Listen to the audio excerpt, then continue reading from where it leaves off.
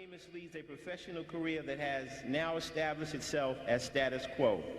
He has appeared before many public forums, including radio and television guest appearances. He has lectured at a large number of colleges and universities, including Fordham, Columbia, Temple, Tulane, New York, North Carolina A&T, Florida A&M universities, and others. He has also lectured before many groups, conferences, and organizations, both lay and professional, including the National Association of Black Social Workers, the National Association of Black Psychologists, the Rockland Children's Psychiatric Center staff. Twice he has been invited to appear before the New York State Assembly's Committee on Children and Families and the Centers for Disease Control in Atlanta. Dr. Wilson was called upon to testify before the Government Operations Committee, chaired by the Honorable John Conyers, regarding the National Institute of Health's Federal Violence Initiative. Dr. Amos has 4 profound books. One is The Developmental Psychology of the Black Child. 2, Understanding Black Adolescent Male Violence. 3, Awakening the Natural Genius of Black Children. And 4, Black on Black Violence. Brothers and sisters, remember, we have to study, but most of all, we have to practice. We have to serve as an example because the power of example is the most moving force. But it is time, almost the year 2000, that we must affirm that and truly be that beginning that never ends. So let's give a warm African welcome for Dr. Amos Wilson.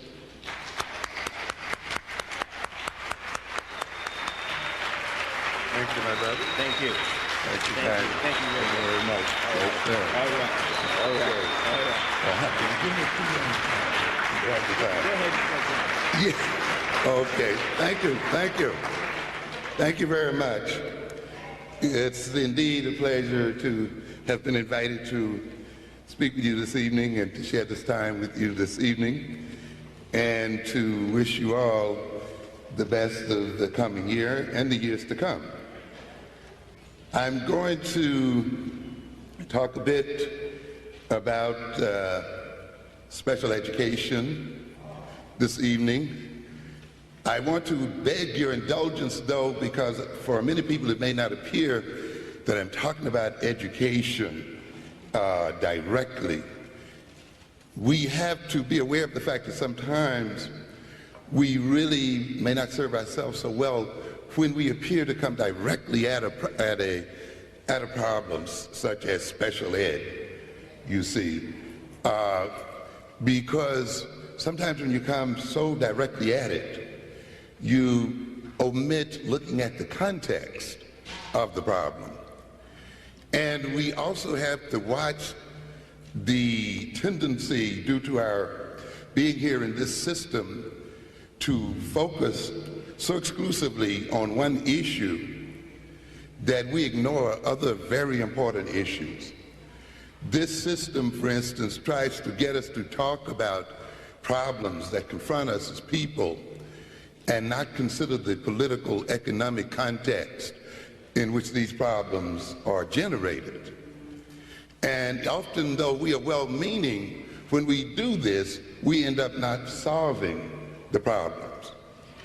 So I'll beg your indulgence because I'm going to talk a bit about some things that may appear not to be directly related to special ed, but I think you will realize that they are.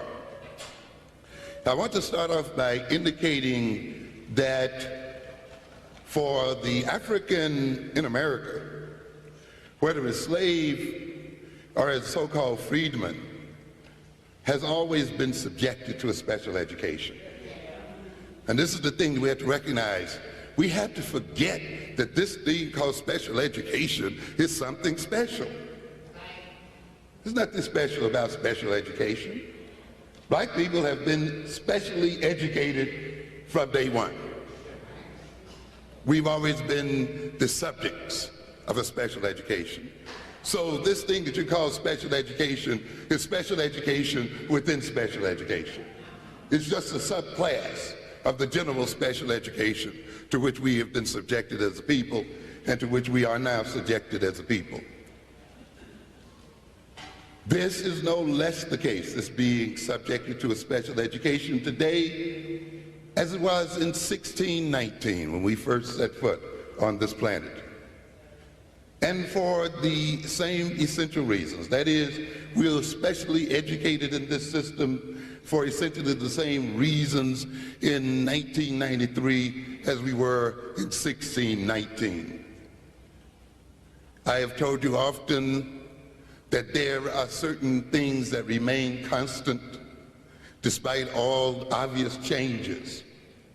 And it is very important that we as a people recognize the constants and not be deceived by apparent changes. We must recognize when the changes are engaged in order to maintain the constants, to keep the world the same. And many times, many of us are deceived by apparent changes, and we then lose sight of what is consistent in the world. I've talked then about what I call European constants, those intentionalities of Europeans that have been present since the 15th century, as far as we are concerned, are still present right here today and are expected by Europeans to be present into the foreseeable future. And no matter what has happened, these expectations have remained consistent. And if there have been changes, and drastic changes in terms of our relationships to Europeans, these constants have remained the same, and these changes have been engaged in to maintain them. Some of those constants you've heard me mention. One, of course, which is very important, which we see operating in Africa today, which we've seen operating in Panama, in Grenada, and which will operate in the future on the African continent and other places where African people are, is what we call the military differential.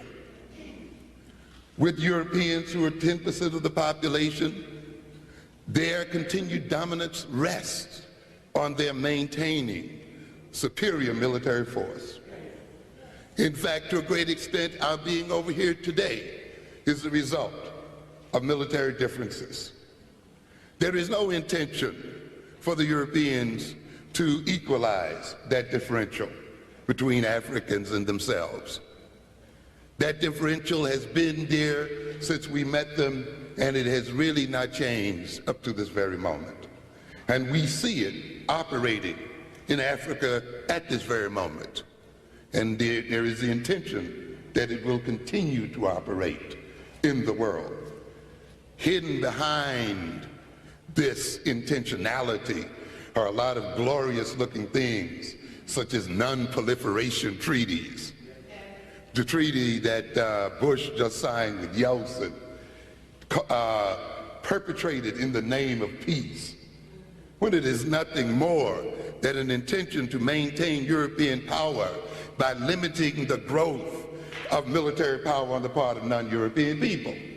It has nothing to do with peace. It has to do with maintaining superiority and white supremacy in the world. So we must not be deceived by these games. To maintain the European, of course, has all intentions to maintain the economic differential. There is no intention for the European to see Africans as equally, economically equal with them, no matter what the talk is about. There is every intention for the European to continue to exploit African natural and human resources, no matter in what guise. Even though he may appoint African so-called leaders and support African regimes, the intention is the same as it always has been, to maintain economic advantage of African people, to maintain the technological differential. These are constants. And we saw European technology as it was used against our ancestors. The intention is that it will be used in the future as it is used now. The Europeans intend to maintain the power of definition, which we'll talk about tonight. Because special education, as we will talk about shortly, is a definition. And as I said, I think earlier today, before we get involved in a discussion of special education, we should ask, why have we permitted the Europeans to define what it is? Why do they have the power to do so, and why do we submit to their definition of our behavior as a people?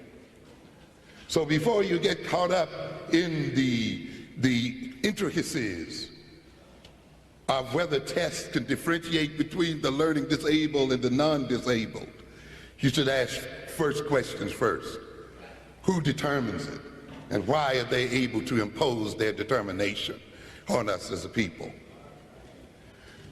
It is through then defining the world, as we will elaborate, that the European manipulates the world and maintains his power in it. And therefore he intends to maintain that power of definition. He intends to maintain control of the domain of discourse. A great deal of the discussion today over the various kinds of curricula, the multicultural curriculum, the curriculum of inclusion, the African-centered curriculum, and so forth, are struggles with the European over who will define what it is important to talk about. What shall be taught and what shall not be taught. What people shall learn and not learn. What educational experience shall people undergo and not undergo? Because all of these are related to power and to power relations. And therefore, if the European is intending to maintain power and control of the world, he must seek to maintain control over the domain of discourse, to decide what is worth talking about, to decide what is news, to decide the subject matter of curricula of various types. There are other areas, the area, of course, of always making those things African secondary to those things European. These constants were there from the beginning, they're here now, and there's every intention for them to remain in the future. Despite the elevation of blacks to high-level jobs, despite, some amounts of assimilationism, and despite some multiculturalism in the schools and so forth, these intentions remain the same. And it becomes very important for you to watch the changes and how they maintain these things. Because if you are to gain power in the world, it must be these very things which must be changed, ladies and gentlemen. The education of Africans has always revolved around education for servitude. That has not changed one whit. I have warned in Awakening the Natural Genius of Black Children that the main purpose of education is not preparing black children for jobs. It is not preparing them to work for white folk. That is not the main purpose of the education of our children or our people. For if that is our main purpose, then it means another constant has remained in the world, and that's the constant of slavery under a different name. Now it's called looking for a job, with the same people having the jobs and the same people determining our wages. If you're talking about true change in the world, then you must educate yourself to create your own jobs and to employ yourself.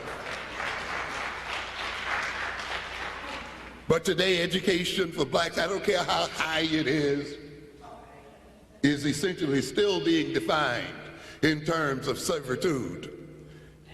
And we think, when we are educated, in terms of how and where we will be employed by Europeans. That has to change. But the education of black people from 1619 right to this very moment has had this as a central tenet. Training black folk to serve white folks' interest.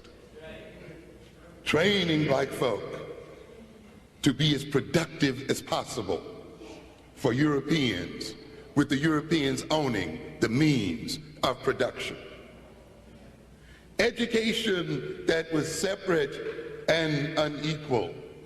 And believe me, I'm not an advocate of integrated education. Education that was ultimately and is ultimately degrading to black people has not changed. It was that way from the beginning, and is that way right now. Education that ultimately insults the history and culture of African people. Education that is Eurocentric, meaning an education that prepares black people to maintain European power as the central power in the world. Education of black people according to the white man's estimation of black intelligence and his need to shape and direct it. I've warned you before that you need to change the definition of intelligence before you get into an argument with Europeans as to whether their tests are measuring intelligence or not. You must ask, what is the political function of your definition of intelligence? What is the political economy of your definition of intelligence? And why is it that the way you define intelligence always ends up that means intelligent people work for you and your interest? So consequently then, we must recognize as an African people that the ultimate goal of intelligence must be that of preparing a people to solve their problems. The way intelligence is defined today and in America is such that if we as African people are said to behave intelligently, we are behaving in ways to perpetuate our oppression and to maintain European power over us. And therefore, it becomes important to the European to define what intelligence is and to define how it is measured, and for us to engage in futile arguments as to whether it's caused by cultural differences or genetic differences, when it really is not even the point. According to Henry Allen Bullock, author of A History of Negro Education in the South from 1619 to the present, in the beginning there was no thought of educating Negroes. Yet the necessity to do so was always present. You see, ultimately the white man is faced with a dilemma. In his heart and way, he would not like to educate us, but the very structure and demands and dynamics of his economic system in a way forces him to do so. And so even though he had no intentions, and you can see in the history books some overt statements about not educating blacks, and of course if you read the history of Frederick Douglass, you saw the issue there of the slave master and his reading abilities, what kind of problems they created. But in a sense, the white man's education of the African man under white supremacy has been very ambivalent, both intentional and non-intentional. Bullock goes on to say that soon after the establishment of the slave regime in the American South, there was set in motion unintentional processes destined to introduce the first of many educational opportunities that Negroes were to have prior to the Civil War. Because we must recognize that the plantation system and the slave system was what we call a rational system, in the sense that it was an organized economic system and operated according to definite goals and intentions. And another expression of rational business practice in terms of the slave system of the South appeared in the attempts of planters to utilize their labor efficiently, you see. So if you've got an economic system, whether that system is called slavery or not, ultimately you want to make it function efficiently to get the greatest bang for the buck. A complex system of division of slave labor was instituted on every plantation, and all of this was done in pursuit of maximum production per unit of slave labor. If you would read the magazines during this period, you will see great discussions as to how to maximize production on the plantation, how to relate to the slaves, how to train them, and how to motivate them so as to maximize profits. So within the broad limits of this rational system, he, the slave master, was expected to require and get absolute obedience, loyalty, docility, diligence, and other patterns of behavior considered essential for profitable production and survival of the slavery economy. Another constant that has not changed, has it? Not at all. For ladies and gentlemen, this is the central essence of the education of African Americans today.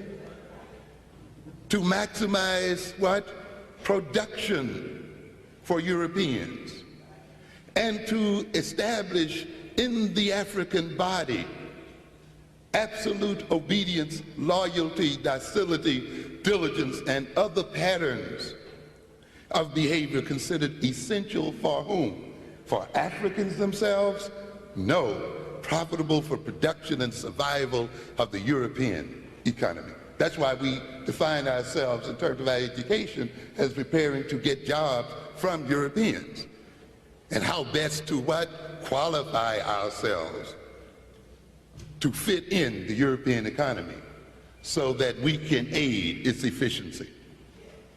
The laws of every slave state backed the normative line which he, the master, could draw, and every slave was expected to fear the consequences of any deviation from the range of tolerance his master set.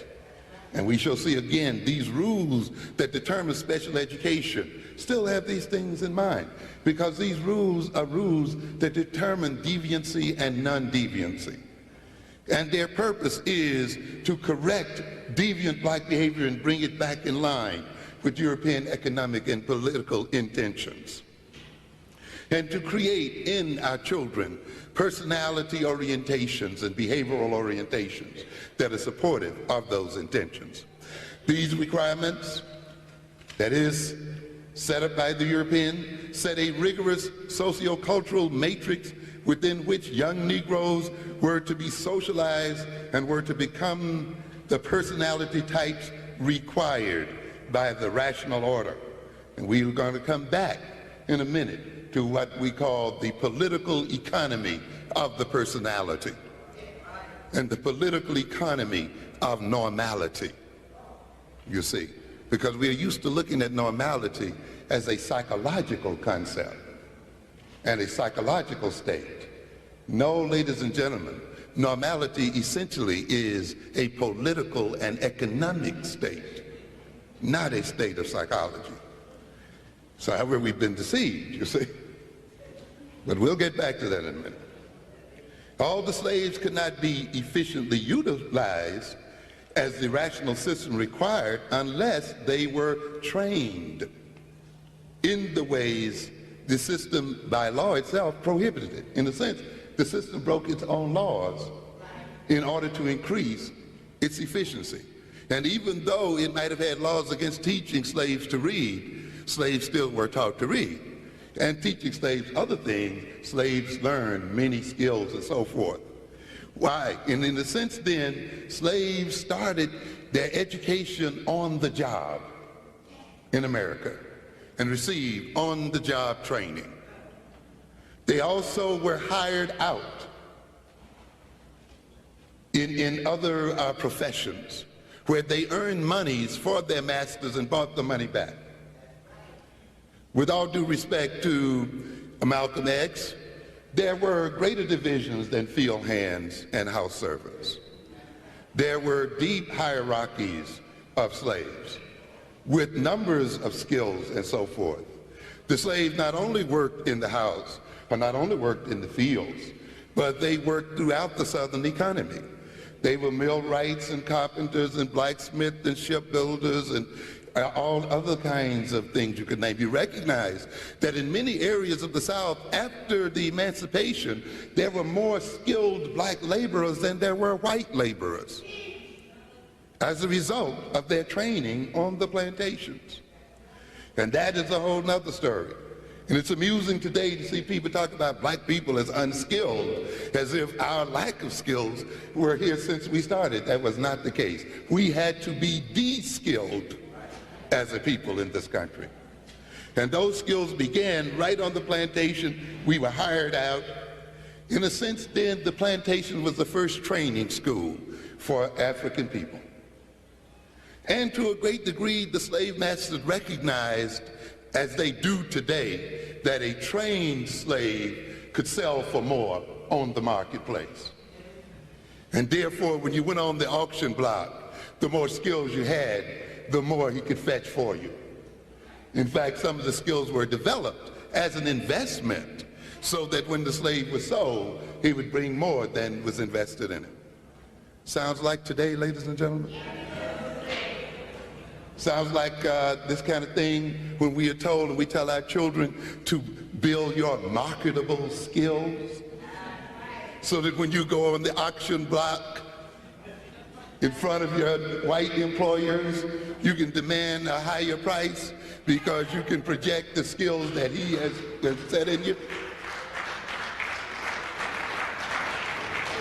What do the French tell us? The more things change, the more they remain the same. And this capacity we must maintain, or else we will be deceived by superficial changes, as so many of our people are. Some of you heard me on the radio this morning. You heard some references to Colin Powell as representing some advancement for African people. And yet those of us who have a little knowledge of African history and of the history of the Byzantine Empire know very clearly that there were slave generals. Yes, generals who led massive armies who were slaves. And despite the fact that they were generals and led imperial armies, they were slaves just the same. So the idea then that you're going to have an African man under the power of European and white supremacy being a general, that he represents some kind of power and advancement for black people, is a delusion.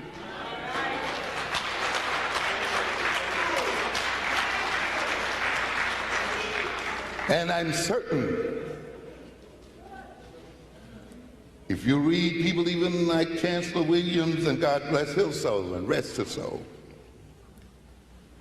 who talks about those Africanized Arabs also leading those armies against whom? Other Africans. So let's not get carried away about black man being ahead of the U.S. Armed Forces, ladies and gentlemen. Because essentially he's going to play the same role that we've always played when we were promoted to these second-hand positions. That is, leading aggression against our own people. Let's look a minute at the political economy of the personality. You see, before we talk about personality as a psychological entity, ask yourself the question, what is its political and economic function? You see? We get a lot of people get caught up about normality and abnormality and trying to define what is normal and what is not normal. Before you get caught up in asking that question, ask yourself, what is the social function and the political function of normality? You see? In other words, then, the personality, to a great extent, is a political creation and a social creation. So is normality. That is why they are defined differently by different cultures. And that is why what is called normal in one may be perceived as abnormal in the other. And therefore, to a great extent, what is normal and what is abnormal are the results of the interaction of social power and social forces within a society. The personality and abnormality are the results to a great extent of the systematic use of reward and punishment on the bodies of people. Threat and intimidation, control of information, control of interaction and social interaction in such a way that over time people tend, as a result of social conditioning, to behave in particular ways.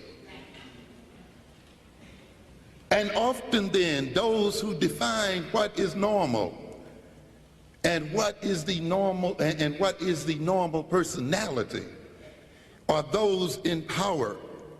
And their definition of personality and normality involves then the conditioning of people in such a way that in relating one to the other, in those people perceiving themselves in particular ways, in perceiving the world in particular ways, they maintain a social and economic system. They respond to particular authorities and particular types of stimulation and specific types of signals. Am I making myself clear?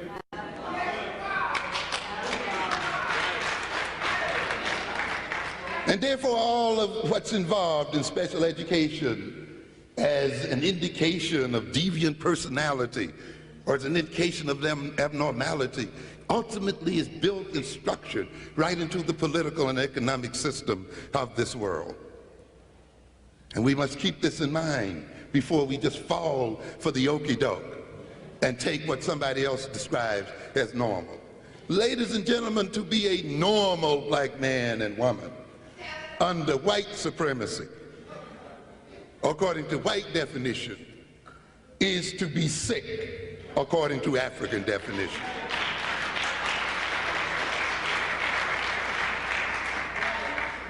Yes. Personality and normality involves a particular organization of the person's ways of thinking, the organization of a person's ways of behaving, of seeing the world, of seeing himself, of looking at the world and relating to people in that world. More deeply, it is an organization of people's tastes and interests and desires. And if you look closely at it then, normal people in a particular society will be interested in those things that maintain that society, will have desires which, if satisfied, maintains the power relations in that society. Am I making myself clear here? Okay? They will be interested in things that maintain power relations. They will define themselves in ways that maintain power relations. The way some black men define themselves today as skirt chasers, as beer drinkers, looking at a TV set, watching men run into each other and fall down. That's a man. Keeping up and being solely obsessed by women, solely obsessed, as we say, with playing with balls. Yes. Drinking themselves into a stupor, looking at people run and bang into each other and get up and run again. Not reading, not studying war, not developing economic power, not developed in military power, not learning how to relate and associate with other men and women to form an organization that will be an expression of African power and to liberate African people. That somehow has been made to be perceived by many of our young men and women today as to be engaged in feminine or less than manly activities. And the society is willing to pay black males millions of dollars to maintain those interests.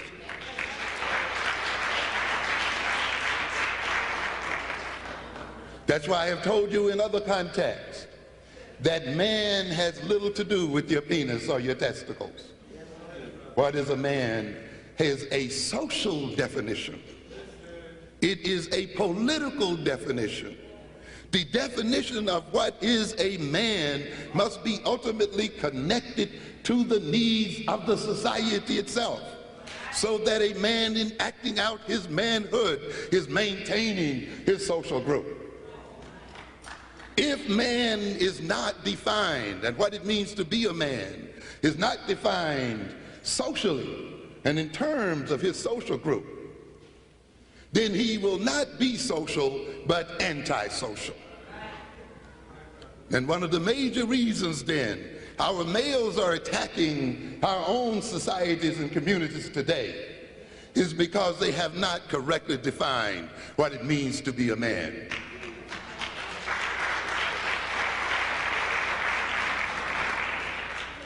A normal African man would not kill another man in order to take the money he rifles from his pocket to a white man and give it to him and make him rich so that he can rule over him further. Not normality. In fact, you don't even have to go that far. A normal man, black man, doesn't work day and night only to give his money to a white man.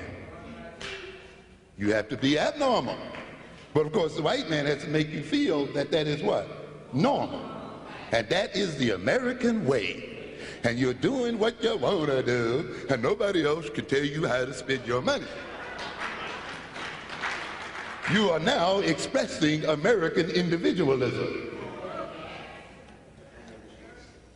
and what it means to be free.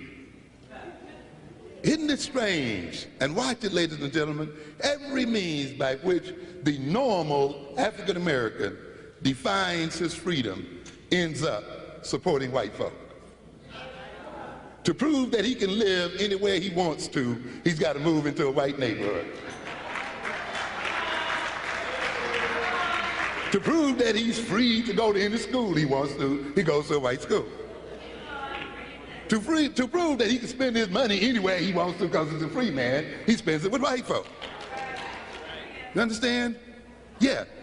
White man feels as free as a bird and feels no compulsion to live among you and does not feel that his freedom is infringed upon at all.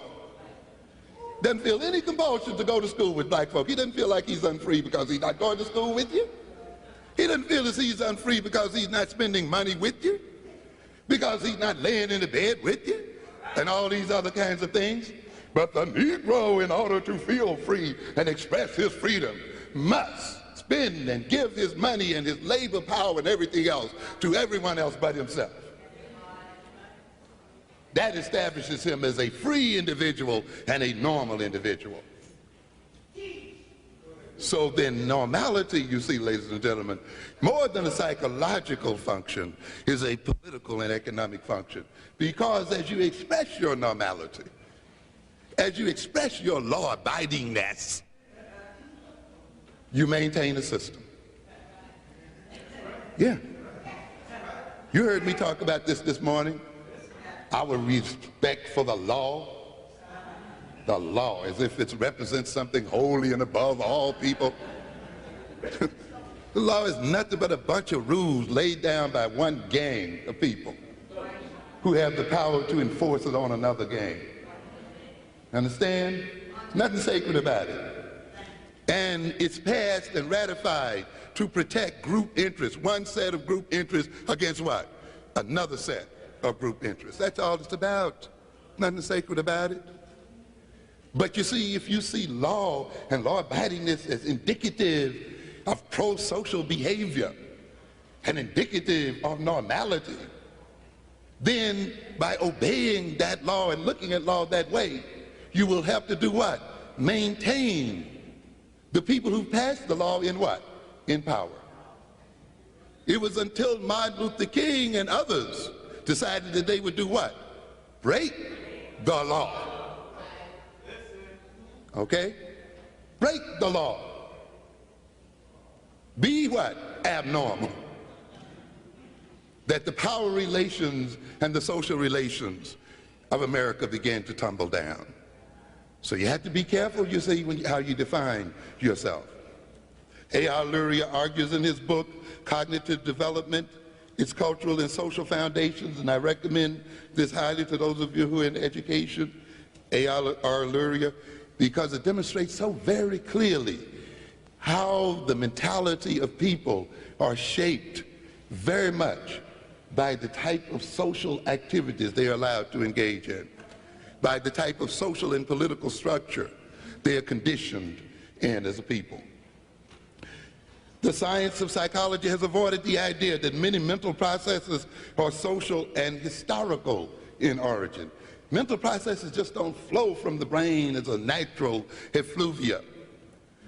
Mental processes are historical effects and are related to historical experiences, or that important manifestations of human consciousness have been directly shaped by the basic practices of human activity and the actual forms of culture. We have to recognize this, and we don't have time to go into this evening. When the new publication in a few months comes out, Educating Black Children for the 21st Century, we will find in there detailed what is being stated here, of how the mentality and consciousness of our people is very directly related to the experience of our people in America, and how teachers, what you call concrete thinking in African children in these schools, is directly related to the fact that African people were brought over here not to think, not to plan, not to conceptualize, not to control, but to work and to do what? Concrete things. And the whole thrust of the American experience is to seek to shape the thinking styles of African people to fit the role that white people made for them. And therefore, if the roles of African people was to be that of practical workers, concrete workers, then it was in the interest of Europeans to make their mentality concrete and practical rather than conceptual and abstract. But you see, if you don't know this history, and if you don't know the dynamics of how this mentality has been created, and if you don't know the political economy of thought, then when these children come into your schools and they demonstrate what you call concrete thinking, lack of planning, lack of conceptual thought, you are ready then to label them as learning disabled and relate to them in terms of being learning disabled. I'll be back to that in a minute. The manifestations of African consciousness is directly shaped or influenced by the social political practices and forms of American culture, shaped by the social power relations of white and black people. You know that if we had a different power relationship with white folk, we wouldn't think and behave the way we do now.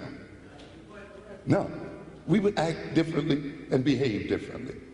To a great extent then, the things we talk about, the things we're interested in, the way we look at ourselves, and all of these kinds of things are a product of the nature of the power relations that have adhered between us and white folk. Imagine how you would be if we were the more powerful ones. In fact, we wouldn't be having this lecture tonight. It It wouldn't even be a subject matter. We'd be talking about how we could keep it and how we could protect what? African interests. Right now, we have to talk about how we're going to take it. These relations, these power relations have and are guided by social and legal definitions and rules and their enforcement by whites. These definitions and rules provide standards and ways of judging others as deviants or non-deviants, of transforming an instance of conduct into a deviant or non-deviant act. I want you to keep in mind what I'm talking about in terms of rules, you see, and definitions, because it's what is defined as learning disabled, you see. What is defined as in being in need of special education. And that definition being based on the exhibition of certain types of behavior, and then stigmatizing people based on this behavior. Even though when you get to really look at it, ladies and gentlemen, the behavior is not deviant or non-deviant. These definitions and rules serve a dual function. They provide for the labeling of others and supply the means and the authority to stigmatize the behavior of others. You will recognize as we go on then that when you permit others to label behavior and your own behavior, you are giving them a power over you. And it will be that label which will authorize them to do certain things to you and about you. So they are not just labels, but they are the justifiers of behavior. And they prescribe various behaviors toward those who are labeled. Consequently, definitions and rules are expressions of group, conflict, and interest. I want you to keep that in mind. Labels are not just labels of behavior. Labels are entered into as a part of the interaction between groups. I don't want you to do this, therefore I will make it against the law. And when you do it, I shall call you a criminal. You see? And so, what do we have here? And why am I making this law? And why am I calling you a criminal? So that I can protect what? My interest. You see? And can justify myself in treating you in a particular way so that my interests can be protected. And the formulation, this formulation of rules and definitions translate into power to impose one group's will on the other, the power to define and enforce one group's definition on the other's conduct. And this is what this is about. If you look back in your old Bible there, you will see that Adam is symbolically given the power to dominate the earth by God, by the fact that God permits him to do what? Name all the animals, the fish and the fowl, and to name the earth itself. That is a power. And this is a symbol. By saying this, he is saying, you are the one who dominates the world because I'm going to permit you to define the world, to name it, and to relate to it in terms of the way you define it and name it. This then will give you the right to impose yourself on nature and to impose yourself on the world. Consequently, when you let another people have the right to define your behavior, you let them also have the right to impose themselves on you. And it's amazing what happens when you have definition. You talk about, some of you are familiar with the book Regulating the Poor. It's interesting how so-called normal behavior can in an instant be turned into abnormal behavior by the mere act of labeling.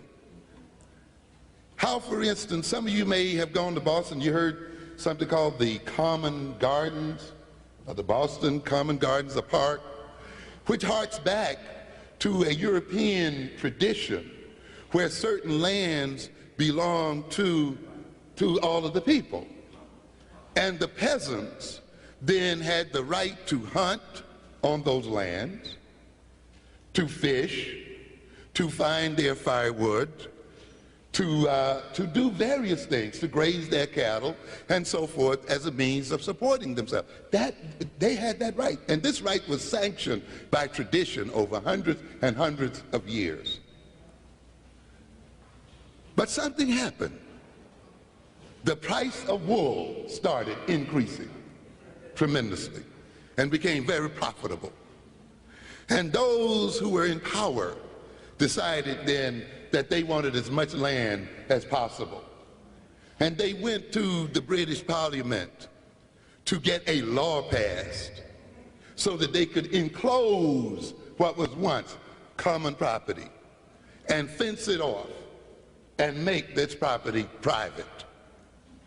And therefore, overnight now, those people who had been bringing their cattle and doing these things in their normal way were turned into what? Criminals. Criminals. Why? Because their behavior was different?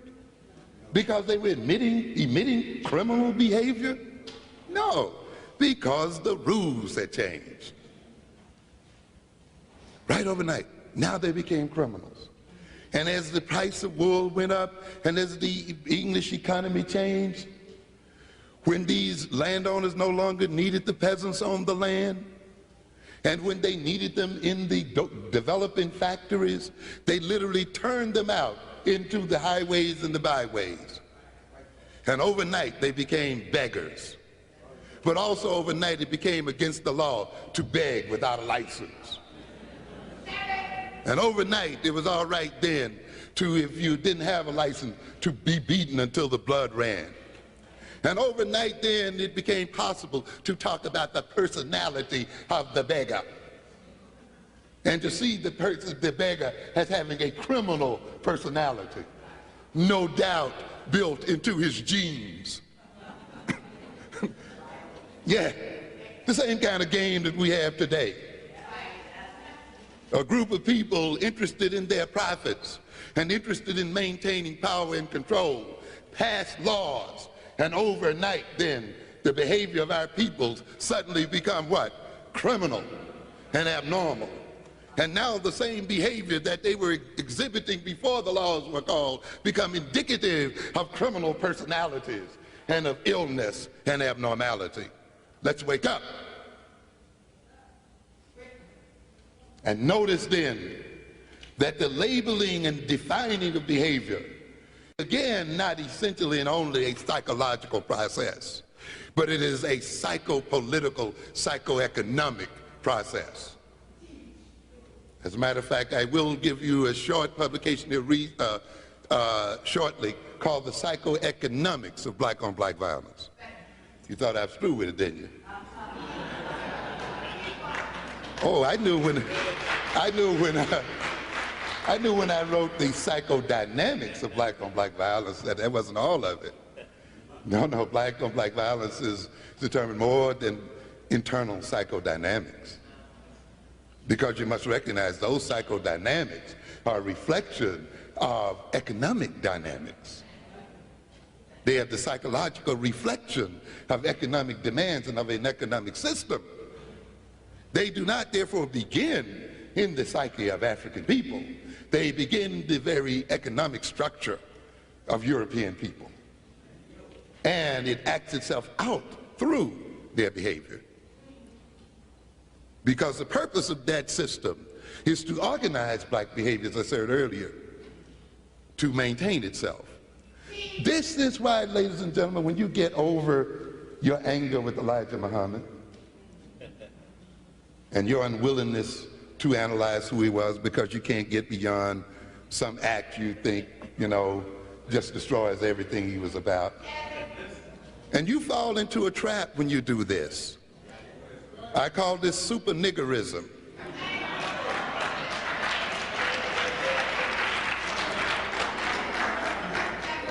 when all of those who may have achieved some position of leadership or influence must be perceived as totally and superly clean and must not be perceived as having one chink of a flaw in their personality. There is no man who is unflawed.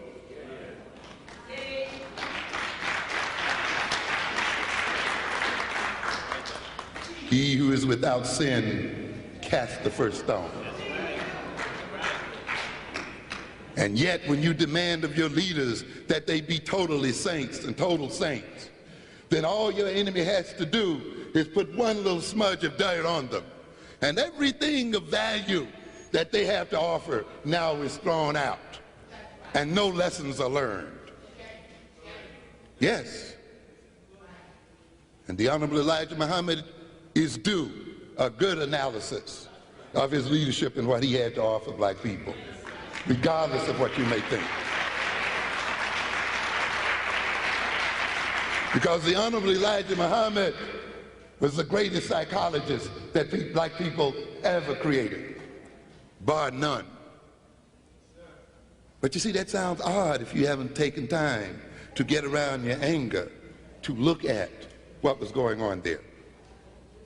You understand? When you look at the mythologies of Islam as just mythologies, without looking at them in their political and economic function, it was not an issue as to whether the white man was a true devil or not, which he is.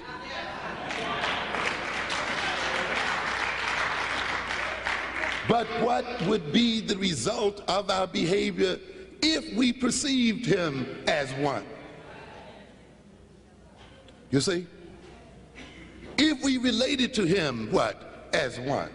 Not as an object to be merged with, to be assimilated with, to be integrated with, but as one to be pushed away. And one so that we could engage in our own self-development instead of trying to create ourselves to fit his image of who we should be.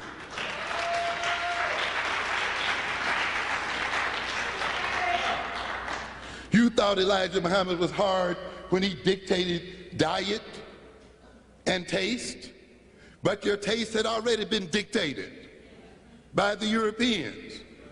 And it had been dictated in such a way that you became gluttons for European things. And being glutton for European things, you gave them all of your money. You gave them more than you even earned. That's why you're in debt today. And in giving away and feeding your gluttonous appetites that the Europeans had inculcated in you, you had no money left to educate your children. No money left to invest in your businesses. No money left to support your families and the other social institutions. And now you wonder why your children are stabbing you in the streets and robbing you. And Elijah Muhammad then says, we will change their taste. Let them eat bean pie. Let them get a taste for this kind of clothing. Let them get an interest in this. Let them lose their taste for alcohol. Let them lose their taste for cigarettes. Let them lose their taste for junk food. Let them eat once a day. Why? Because they spend from $2,000 to $5,000 a year per person buying junk and garbage. And therefore, with that savings, they can build their own institutions, universities of Islam across this country. But you see, when you let other people determine your perception of your own leaders, you fall back to be victimized by those people and fall back into your old habits, which of course lead to supporting them. And we have to understand then what this is about. This is why ultimately you see an African-centered education is not a mere teaching of African history and culture, but ultimately a reorganization of the African personality and a reorganization of African taste and interest such that Africans become self-supporting and self-sufficient and become a powerful people.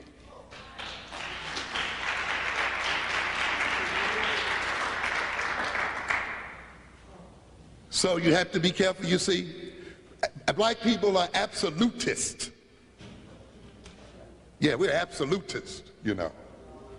It doesn't matter whether you're Christian or Marxist or whatever religion or whatever you belong to, when it comes from other people. We hear something and we believe it because it's absolutely true. You see? Yeah, that's true. And you know, and we dedicate ourselves to it. That's irrefutable. Yeah, this will get you in trouble. You know, again, you Christians, Thomas says, Lord, I believe, but help thy mind what? Unbelief. Don't make me believe too much. You got to prove something to me. You just can't come back here and tell me that you got off the cross, man. Show me the doggone. Yeah, let me see something here. You see, we just can't take it on your what? Your word. But you see, the idea of the European is to get us to take him on his what? Word. And he handed us the word. Yeah. And he ended up, though, what did we say? With the land and everything else. Why? Because we believe the word only. Absolutely. Because the word to us appeared true. Now let me quickly show you what I mean by this. A European walks up and says, we shouldn't really see each other in terms of race. We are all human, and the globe belongs to all of mankind.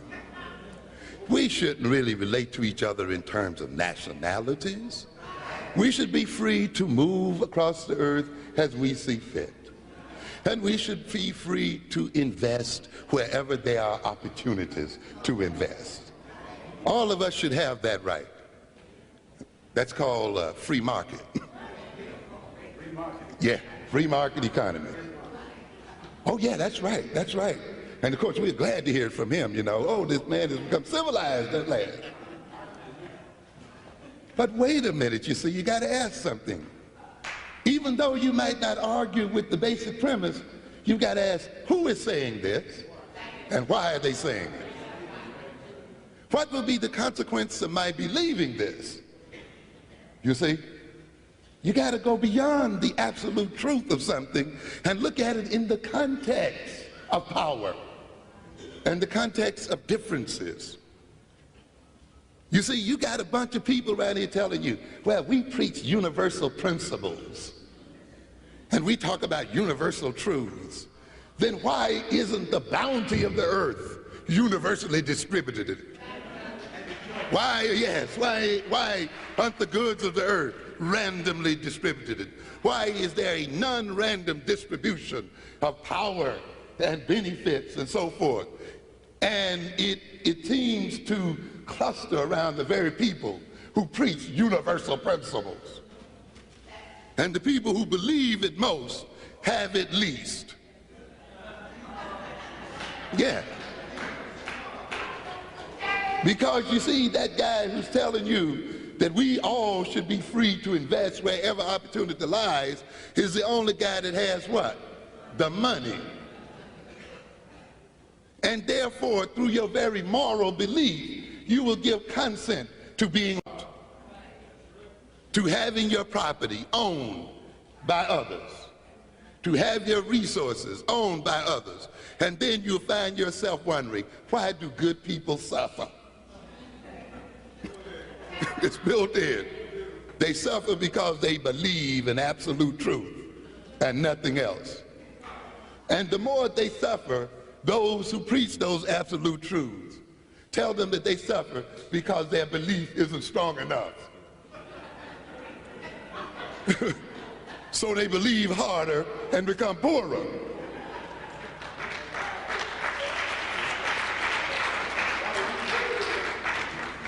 And therefore, we find among us the people who played the loudest and the longest and kick over the benches and fall back tend to also be the poorest in the society. You have not learned anything from your Bibles. That very first book demonstrated to you that the Israelites had a contract with God. called a covenant. You scratch my back, God, and I'll scratch yours. God was, they just didn't say, I'm going to lay down on my ground and just worship you. You do whatever you want to me. That wasn't what it's about. When you read it closer, you'll see Moses negotiating. That says, okay, God says, you do this, and what? And I'll do that. You break the rule, then you will suffer. But if you follow the rules, then I will deliver. So God also does what? Serves. He's not only served, he what? Serves. But the Negro is only taught to what? Serve God. And therefore, we serve religions, but our religions do not serve us.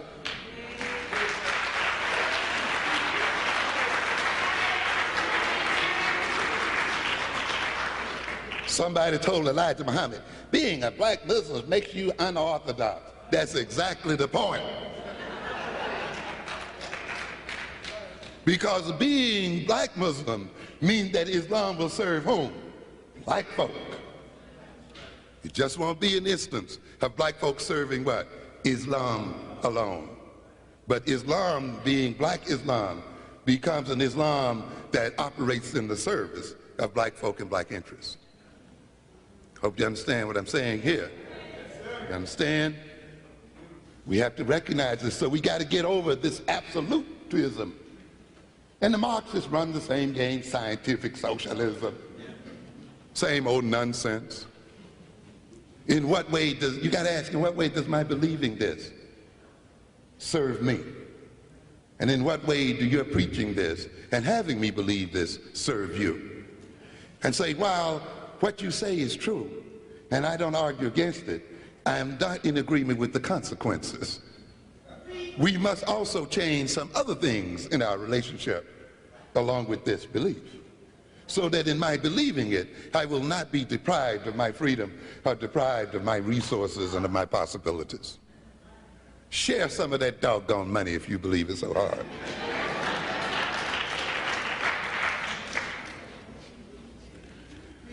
Oh, let me run. I know my time is going out here. We're going to run it through, ladies and gentlemen. We got another speech coming. But due to power differentials, the processes of latent behavior are tantamount to the processes of creation. It goes back to this.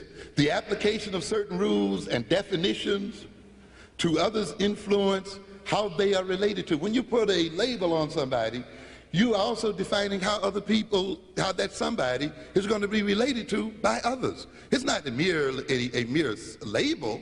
It is a prescription for relationships, how other people will relate to this individual. It is also a prescription for how this person will be perceived by others and how they relate to themselves and perceive themselves. In other words, then, the labeling of people affects their perception of themselves and of the world. And by being labeled, then, their vision is transformed. And to a degree, so is their psychology. And so is their relationship with other people. Thus, due to power differentials, the processes of labeling behavior are tantamount to the processes of creation. What am I saying here? The processes of letting Europeans label our behavior and apply their rules and definitions to our behavior is not a mere stigmatizing of our behavior, but it is tantamount to their creating our behavior. For today, ladies and gentlemen, we are a created people. We have been created by the European power system. We have yet to become self-creating. And we will become self-creating when we become self-labeling. And we become labelers of the world ourselves. When we measure our children and relate to them in terms of our measurement, not in terms of other people's measurement of them. Labeling and the prescriptions it implies may therefore become a part of the problem it is designed to solve. You thought it was going to solve your child's problem when they were taken to special ed? No. It becomes a part of the problem itself. It helps to maintain the problem. It is there to maintain the problem. I was going to do a definition of learning disabled, but in the interest of time, I'm going to skip over that. The process of classifying a child as learning disabled typically begins when a teacher or parent or both becomes dissatisfied with the child's performance in school. And then the child may be tested, or tests are recommended. Why are no tests? There are no tests of the teacher. Yeah.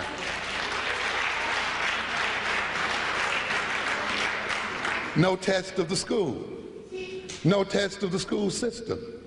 No test of the political purpose and direction of the educational system itself. Why is it that it's the child who's the only thing tested in this equation, ladies and gentlemen? Who is the learning disabled child? According to the definition passed by public law, enshrined in public law 94-142, who is the disabled child leaves the specific procedures for classifying learning disabled children up to individual school districts and to states. And then you're going to have various definitions. Definitions that center around aptitude as they relate to the child's actual achievement, that is IQ and what he's really achieving. Some of them will look at the discrepancy, that is the discrepancy between aptitude and achievement. Others will base their learning disability estimation on the number of grades below grade level. Some will say 1 year, others will say 2. Others will look at special tests, maybe some perceptual motor tests and other kinds of tests, psycholinguistic tests, or they have just catalogs of tests. They may even measure the EEG and put them through the PET scans and EMRs and all the rest of that stuff. They have special ways of interpreting standardized tests. Look at the scores on the Stanford Binet or the other tests. All of these are ways in which the learning disabled child is supposedly discovered. According to a respected authority in this area, author of the book Learning Disabled, yes, child, and by Sylvia Fernham Diggory, an alarming number of children are misclassified as learning disabled. By recent estimates, 80% of the children who are classified as learning disabled should not have been. We have a game going on here. Gerald Coles, in the Learning Mystique, a critical look at learning disability, contends that the rare, genuinely learning disabled children, perhaps 5 out of every 1,000 children, are often lost in the misclassified crowd and are not receiving the specialized education that they need and that the federal law mandates. I just want to mention here in closing, you got to recognize that there are any number of definitions. Despite the increasing number of students being declared eligible for learning disabled services and the intuitive appeal of this term, learning disabled, there's little agreement as to what it really is. In the Journal of Psychoeducational Assessment, a study by Vaughn and Hodges reported as many as 38 different definitions in a survey of 42 state departments of education as to what it means to be learning disabled. So what are we talking about here? They found considerable variation across states and districts. And of course, related to these variabilities in definitions and rules for defining what is learned behavior is, of course, the variability in the number of students you're going to get defined as learning disabled. This is why I was talking earlier about rules and definitions, you see. In other words, what rule and definition you apply creates populations, you see. Because the rule then will enclose certain types of behavior. One rule encloses it, whereas the other rule will not, you see. In a research sample including 48 school-identified LD students, learning disabled students, and 96 non-learning disabled students, Vaughn and Hodges determined how many were classifiable as LD, as learning disabled, according to 14 operational definitions. That is, they said out of these 38, we're going to take 14 of the definitions. And these are operational definitions, meaning that these definitions not only define what they perceive as learning disabled or behavior indicative of learning behavior, but they define also how this behavior is to be measured. You see, how do you come to discover this? The total sample then was 144 students, and it contained therefore 33% of school-identified learning disabled, that is, children who had already been designated as learning disabled, were 33% of the sample, and 66%, roughly speaking, of the sample were non-learning disabled students. Now, when they applied these tests then, these 14 tests, applying these different rules and definitions, they got then different populations of people they call learning disabled. The percentage of the total sample, including both learning disabled and non-learning disabled students as defined by the schools, the percentage of the total sample identified by each definition ranged from 5.3%. That is, some of the definitions that said only 5% of these students are learning disabled, despite the fact that 33% had already been identified as such by the schools. Others, the other extreme says 70% of the sample is what? Learning disabled. Which means then, if you originally had 33 that were 3% that was identified as learning disabled, this extreme definition went above that 33 and included something like 36% of the ones who hadn't been so defined. So what are we saying again here? The definition, the rules, create, in a sense, the disability and define the populations. So why do we just lay back when we let another people apply definitions and rules to our children? Is it because we believe psychology is some kind of exact science? Or is it because we simply believe that those who are engaged in this process are only performing psychological services? Are only in there to serve educational purposes, when they don't even know what the hell they're talking about? Okay? For the learning disabled sample alone, 9 of the 14 definitions did not identify even half of the learning disabled students as learning disabled. Okay? So that's that. But in terms of time, we're going to have to move on. Let me skip over some things. Maybe on another thing we'll look at this. Let's quickly, though, look at the political economy of special education. Has many economic implications.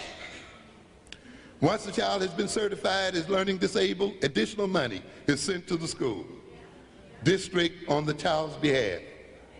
The exact amount varies, but it's quite substantial. It is well now over $7,000 per child. You're talking about an industry as a result of defining our children as learning disabled that generates now well over $15 billion.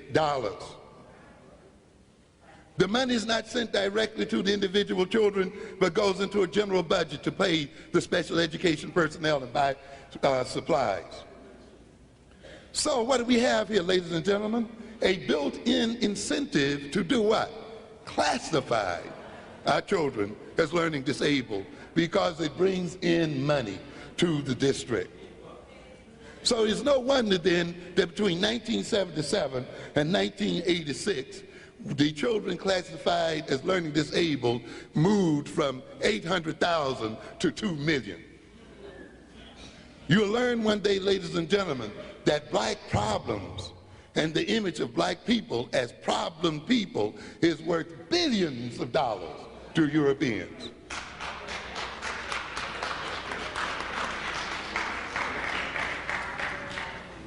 Okay, let's just...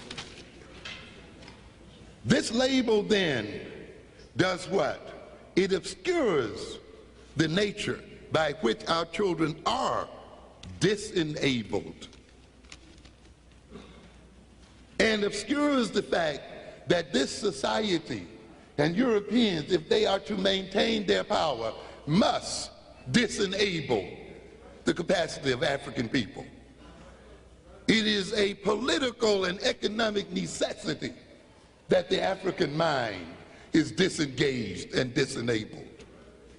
And we have to understand that. But as long as you stay focused on labels, and as long as you're reacting to the labeling of your children, and as long as you get into controversies about whether these labels are culturally biased or not and so forth, the process and the means by which our children and ourselves are mentally lamed by this system are overlooked. And the economic ends of destroying our mentality are overlooked. I've got to mention one other thing here. And one of the major obscurations of the political and social process, and that's what we call the medicalization of social problems. Because the learning disabilities in our children are political problems, ladies and gentlemen. They are not even academic problems. We have to understand that. It's just in the academy and in the school that the political problems between Africans and Europeans are manifested as what? Learning problems. They do not originate in the school. They originate in the political and economic relationship between African people and European people, and reflect the power relationship of our people. And if we are to remain relatively powerless as a people, then our mentality must remain relatively powerless. This is what it's about. And one of the major ways you can obscure these historical and sociological processes is by making the result of these processes appear to be medical in nature. Yes, this is the game. Just as now they're trying to medicalize the so-called violent behavior of our youngsters and make that behavior now an expression of genetic orientations. That's the end point of medicalizing problems. You see, you no longer have to talk about the social historical processes and the criminality of Europeans and how it reflects itself in the so-called criminality of African people. You can now discuss the genetic foundations of African criminal behavior. And you can now call conferences dealing with genetic markers for violence behavior. And now you can talk about identifying those who are violence prone by age 5 before they even know what the hell violence and criminality is about. And therefore, we then, once you move the definition away from the social and the political system, you then no longer demand social and political change. And you then no longer demand the change in power relations. And you then no longer decide to create revolution to change the situation that we're in. You just only then want to take them to the doctor and have medicine prescribed for them. And so what happens then when you medicalize the behavior, which is what happens to a lot of our so-called learning disabled children who are given Ritalin and other stimulants and tranquilizers and so forth. The medicalization of deviant behavior is defining and labeling of deviant behavior as a medical problem, not as a political problem, not as a social problem, not as a problem of conflict and interest between groups, not as an issue about power and so forth, but as a medical problem, as an illness. And mandating the medical profession provide some types of treatment. Not that political leaders provide treatment, not that revolutionary leaders provide a treatment for the problems that our children are facing. Not that we revise the economic and political system, but that now our children's problems be dealt with by the medical profession, and the medical profession is given sole authority in determining how to label their behavior and treat their behavior. And our authority over them and our right to determine the nature of this society and change the nature of the society that our children has been inherited now will be looked upon too as an expression of illness and abnormality. And that is why medicine in the 60s and even today looked at black revolutionaries as candidates for psychosurgery. And saw this, the very just protests of black people, as indicative of illnesses in black people. So what are the consequences of medicalization?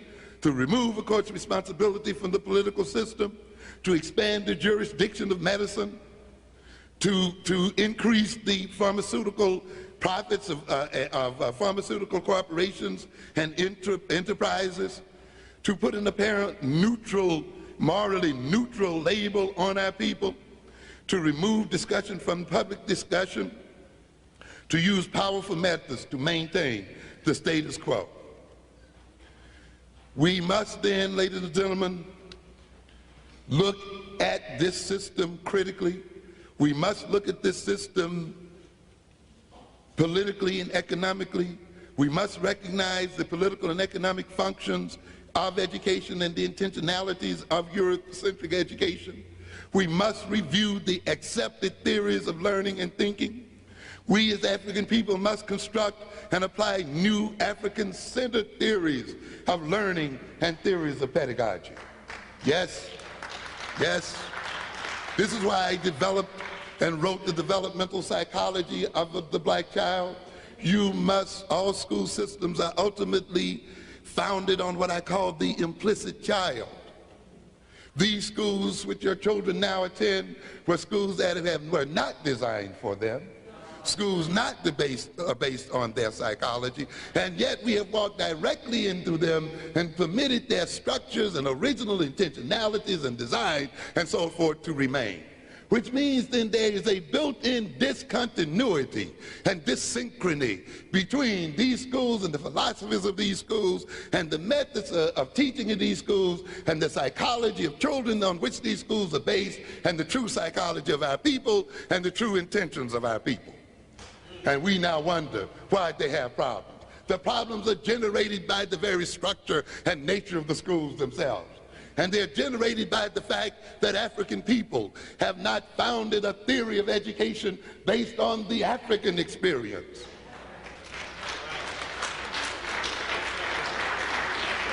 We have not explored and examined ourselves deeply to recognize to what extent our learning styles and our thinking styles and our value styles and our motivational styles have been created and distorted by being an oppressed people. And how those styles represent themselves in our children as they walk into Eurocentric schools, and how they express themselves then as so-called misconduct, as hostility, as boredom, as misbehaving, and all of the other things that are now used as markers to say that they are learning disabled. You have to understand this. You have to understand yourself and come to self-knowledge and know who you are so that you will know who your children are. So that you can then design your schools and their educational experience in line with who they are and in line with where you want to go. I've told you before that the African child has a different destiny than the European child. That the destiny of the African child is revolutionary by the very nature of the economic and political position that African peoples are in. It is no way, if you're in your right mind, you could demand that your children have the same education as white children. They do not have the same problems as white children to solve. If you were to say that African people do not own even their own nations, if you were to say that Japanese and Arabs and Lebanese and all these other Eases have control of the African economies, if you can say the Koreans and the Arabs and the others have control of your economies here in America, if you can say whether you go wherever black country you go to, the blackest of the people are at the bottom of the ladder, then you must know that the role of the African child is to overthrow the system and to change the power relations here.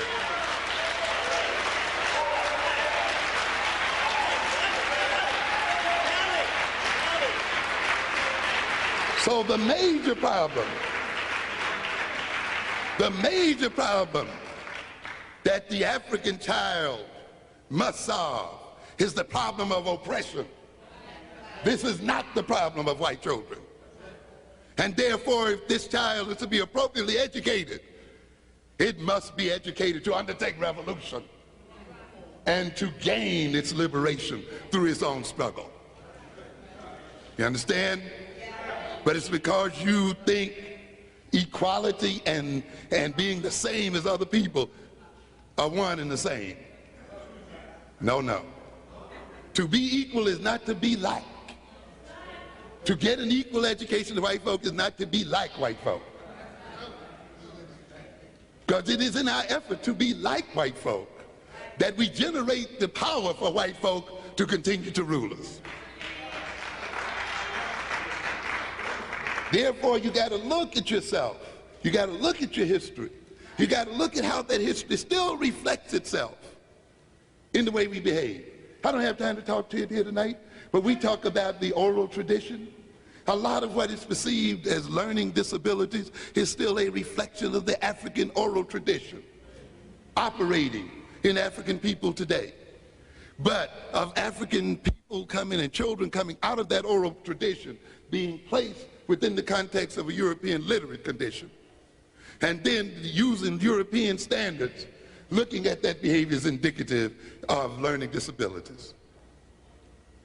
Our black children do not come to school behind white children. They come to school as they are. They are not behind any children. They are our children and they represent our experience. And therefore, consequently then, the schools that they go to must be redesigned to meet their needs and to meet the needs of African people. And where you see those African schools which have redesigned themselves, and we have many examples, you see African children doing what? Learning and surpassing other children. I'm telling you. And we can name them one right after the other. But they don't make the news. I heard one sort of made a little news a couple of weeks ago on 60 Minutes. But like these things, they pop up and nobody hears of them again. I was listening to Asa Hilliard a few weeks ago, naming these examples of schools that have demonstrated the great learning capacities of black children. And he says when he goes around to the schools and asks the administrators, have any of the state officials of education been here to visit this school? No. They don't visit it. They're not incorporated. We know what the intention is there, ladies and gentlemen. Then, ladies and gentlemen, I have to end it here. I did have some advice for parents who are working with this situation now. Perhaps we can deal with that a bit later. But we have to recognize then that ultimately, if we are to change the so-called disabilities of our children and of ourselves, we must change the nature of the power relations we have with others and ourselves. Thank you for your attention. Thank you, Pastor. Dr. Amos Wilson, that's Purpose. Will these elders please stand? Anyone here over the age of 80? Anyone here over the age of 70, 60, or 50? Thank you. Please remain standing. Will all the mothers, all the females in the building, please stand. All the females, please.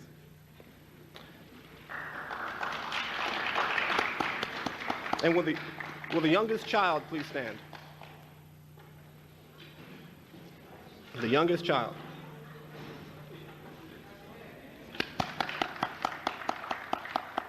Okay, she's a little too small to stand. Okay. In classical African thought, the past, the present, and the future is seen as one. And so the dead, the living, and the yet to be born is seen as a singular and in the continuous process that all life must fulfill. And so we honor each of you and our ancestral mothers and fathers by saying, Oshe to the elders, the architects of man, to their souls of fidelity, from which today I am. Oshe to the spectacle of shadows still uncast, manifest in the progenies who liberate our past. O'Shea. One of our major obstacles that we face, basically, as a people, particularly our young people, is the exposure to critical information. Most of us, though we acknowledge our blackness, we find our exposure to information through either paper, TV, other media, is criminally limited. So one of the things that we do at our forum is to announce other sources of information on African culture. The First World Organization, March 11th through 14th, there will be an ASCAC National Conference in Columbia, South Carolina. That's the Association for the Study of Classical African Civilizations in Columbia, South Carolina. A little closer to home, on Friday, March 19th, Elder William Mackey will be speaking at the Community Baptist Church at 156 North Broadway in Yonkers on the topic of the Industrial Revolution and its relationship to the African world. On Friday, March 26th, Sister Barbara Munez will be speaking on the African Burial Ground, Our History. It's a slide presentation on Africans in New York in the early 16th and 17th centuries. On Friday, April 2nd, Sister Shashi McIntyre will be speaking on the topic of our African experience in the Americas, from a Revolutionary War to the Civil War. On Friday, April 16th, Brother Edward Scobie will be speaking on the topic of the Haitian Revolution from Toussaint to Dessalines and its impact on the African world. And again, these are seminars that will be held at the Community Baptist Church in Yonkers at 156 North Broadway, at the time between 7 to 9 p.m. It's $3 per seminar.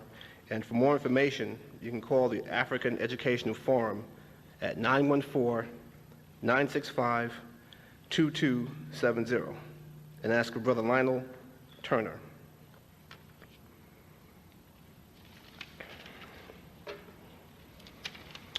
Basically, we do this for the following reason. In the book, Stolen Legacy, authored by the late, great African scholar George G.M. James, the foreword is written by the distinguished scholar of classical African civilization, Asa G. Hilliard. He says, mental bondage is invisible violence. Formal physical slavery has ended in the United States. Mental slavery continues to this present day. This enslavement affects the mind of all people, and in one way, it is worse than physical enslavement alone. That is, the person who is in mental bondage will be self-contained. Not only will that person fail to challenge beliefs and patterns of thought which control him or her, he or she will also defend and protect those beliefs and patterns of thought virtually with his or her last dying effort. Creators and beneficiaries of belief systems develop a vested interest in that system, to the extent that they become conscious of it as a system. Actions are taken to nurture and to maintain the controlling system intact. Competing belief systems come to be regarded as pagan, heretical, disloyal, and so forth. Priests and professors are ordained or certified as purveyors of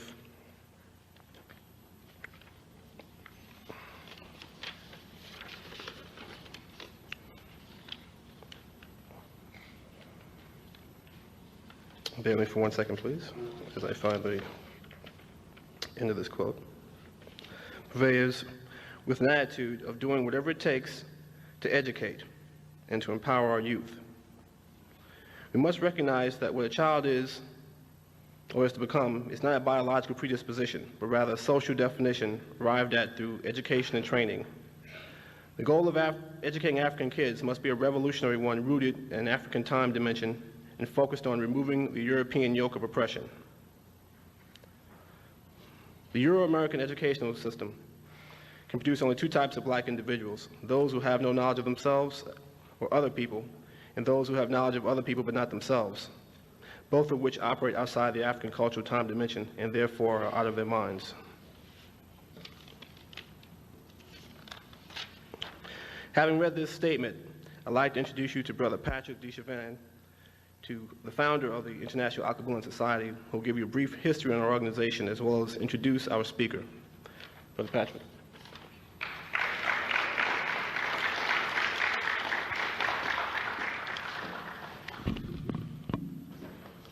Thank you. Let me say, we apologize for the delay, but we're going to get going.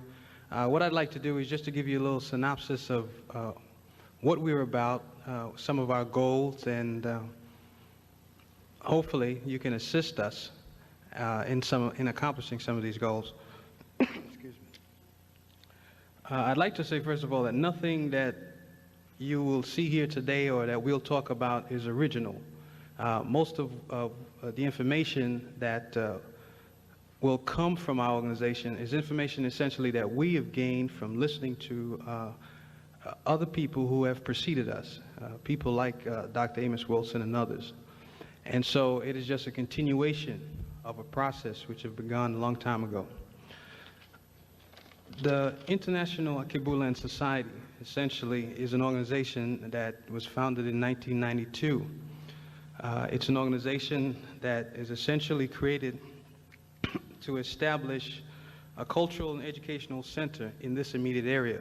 I grew up in this area. I graduated from this school right here.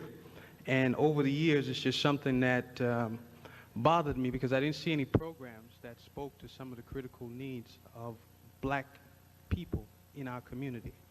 And so this is one of the reasons why we decided to try to bring this type of forum and this type of organization in the community. And we hope that you can appreciate what we're trying to do and bring some other people back, particularly if you leave here with something that you think was worthwhile. The society represents background in various disciplines. You have people in business, you have people that are in all kinds of civic organizations, but that's not really the important thing. The important thing is that everyone in the organization has a perspective on where we need to go in terms of African culture and would like to somehow be a part of bringing that into this immediate community. Now, we had two essential focus in doing this. The first one was to empower youth with the tools necessary to correctly analyze, negotiate, and control their conditions in the 21st century. One of the things that I would like you to think about as Dr. Amos Wilson speaks to you is, what is the purpose of an education? What is that going to do to benefit your lives, particularly those of you who are not in business yet or in the world yet, so to speak? And I'd like those of you who may have children to also ask that question. What are you educating your child for, other than telling them just to go to school? And that's a question that I don't think a lot of us has really taken the time to ask ourselves. And that is one of the areas which Dr. Wilson would speak on. We believe that the focus of a forum like this is critical. We believe that in a multicultural society where you have different interests, different people, you have to define for yourself as a people what is going to be important to you. And a lot of people out here today are trying to sell us on the idea that we're this mosaic, and there's no such thing as difference with people, and we should not recognize the differences in us as a people. And not that I will make up anyone's mind for them, but listen carefully when you hear people talk about that, and then try to get alternative positions on that, and then you make the decision based on the information. We won't take any longer, as I said, but I just wanted to make those comments to you. We would like you to assist us. We don't seek any money from any government agencies. We don't seek any money from any private corporations unless it is willfully given without any strings attached. One of the problems that I've always had is organizations which I think compromise the interests of black people by accepting money from other organizations which usually have different agendas than what we need to actually hear. We try to bring a forum that does not limit the amount of information or where that information comes from, if that individual or those people or that organization is focused on trying to help our community and trying to empower our children. And we focus on children because without them, we do not exist. You have to understand that there are people in this world today that are in museums, and that's the only place you can find them because they was extinct like animals. And so the idea of thinking that this cannot happen to us or will not happen to us, I would just suggest that we spend some time looking at the experience of the people from Tasmania and what happened to them, the people that used to inhabit what's today Australia, and where are they? And we need to really spend some time and seriously look at these things. But again, I met this gentleman about a year ago, having read one of his books, Black on Black Violence, and it had a profound effect on my thinking, and it's something that I think we all need to be exposed to. I won't get into what he will talk about, but simply say that, to me, having heard a lot of individuals who have tried to deal with issues, particularly those which affect young people and education, he's one of the few people that I think offers an excellent analysis, but more importantly, a correct analysis, not just an excellent one. Good intentions are wonderful, but if they don't produce the results, it does us no purpose.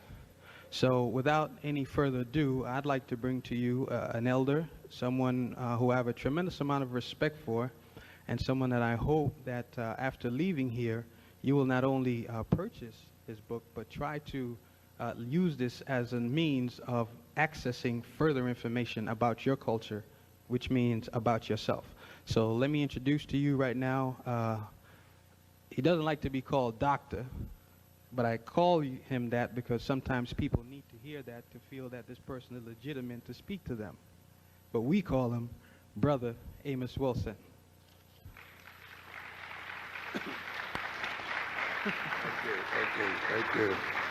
Thank you. Thank you very much, my good brother. Appreciate your invitation. I appreciate your coming here today, this afternoon.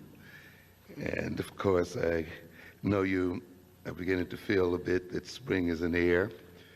And to come out here on a Saturday afternoon takes some doing, and I certainly appreciate your taking the time. Of course, I think the subject matter warrants the time as well. Death at an early age is the school system setting our children up for failure is the topic that was suggested to me today and to which I will speak for a bit. Is the school system setting our children up for failure? Very interesting question. Is the school system really has it ever set them up for anything else? It depends on how you measure failure and, of course, how you measure education. In my class at the College of New Rochelle at the campus here at Co-op City, I teach a course called Children at Risk. And during that course, we study an article from a very well-known book in the field called Regulating the Poor.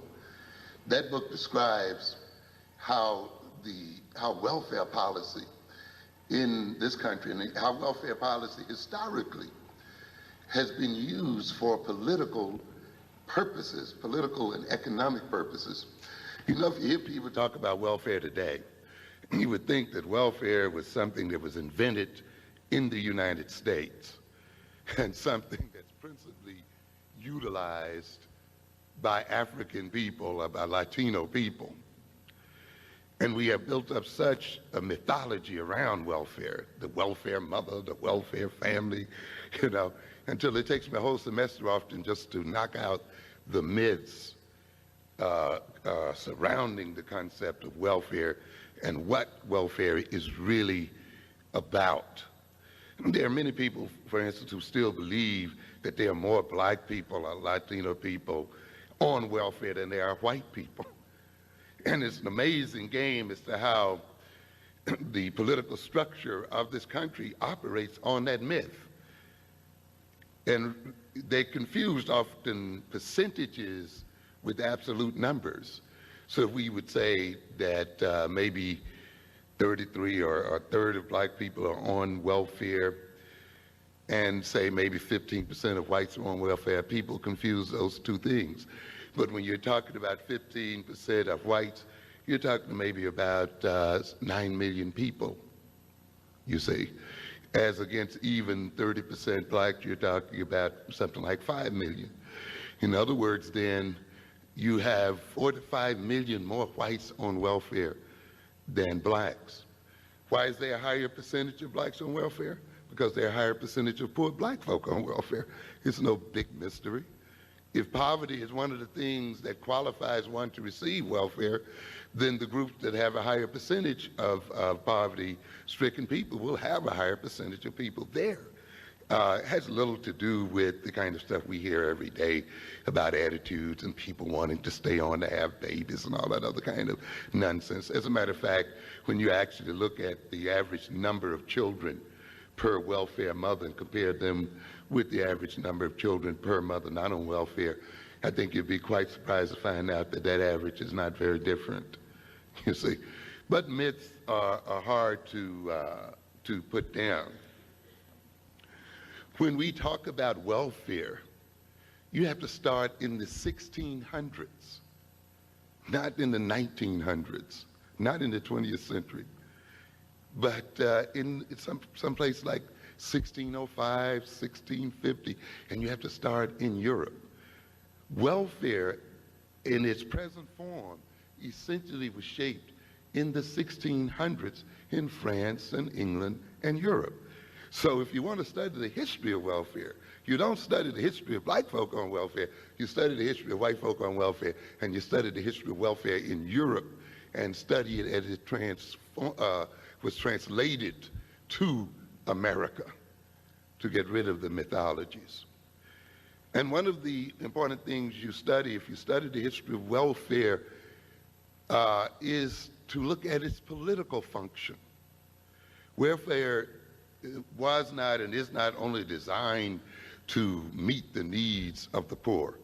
To a great extent, we find that welfare was designed to regulate the behavior of the poor and to regulate the economic system, so that when the economic system was going through, I'm speaking now in Europe, when Europe moved from what we call feudalism, or from where the great percentage of people were involved in farming and involved in agriculture and moving over into an industrial state, there was a great deal of what we call dislocation. That is, people without jobs, people without homes, because there was a transition taking place between farm work and industrial work.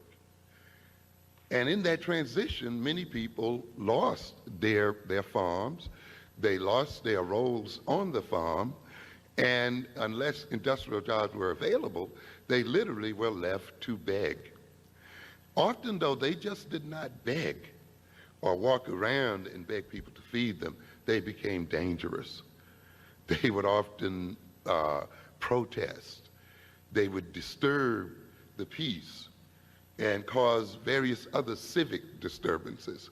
And it was at the point where the civic disturbances became intolerable that the state of France, England, the cities in France and so forth, decided then to establish what we call welfare programs.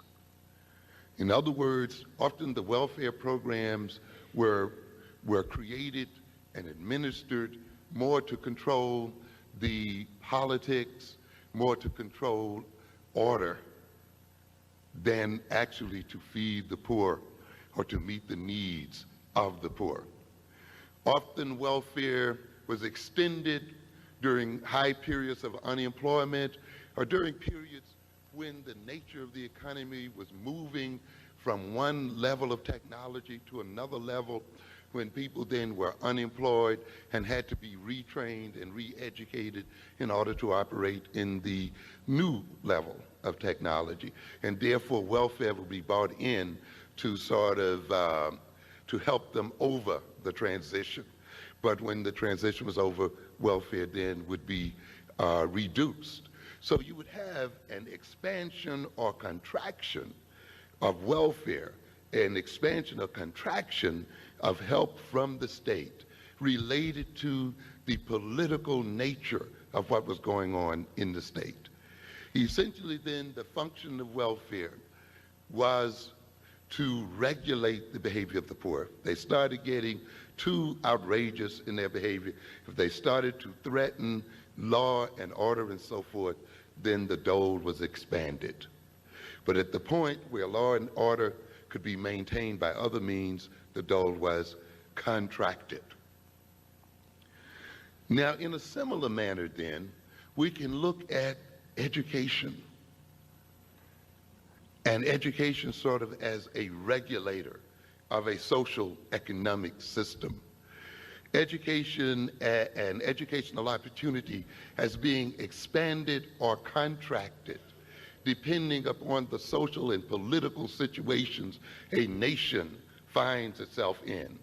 In other words, educational opportunity is not automatically expanded or automatically given to people just because it's morally right to do so. Education is under the control of a particular set of people or a particular class of people at all times. And that particular set or class of people or race of people expands and contracts educational opportunity according to its particular needs or according to the needs of the state.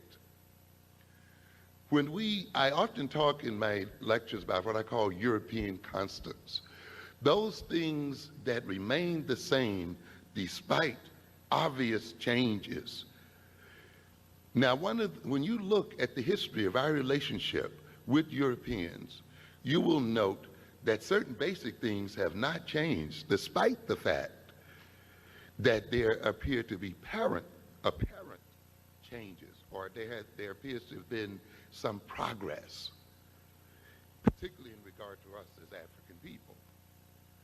For instance, many of us would think in this day and age that we as an African people have a fundamentally different relationship with whites than what our slave great-grandparents had.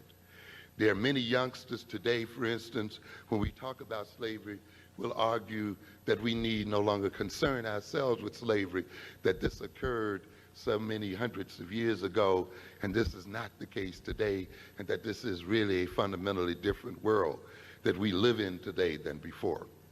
This is one of the extreme deceptions that we operate on.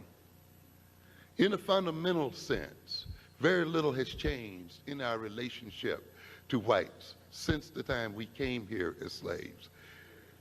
Why did we come here as slaves?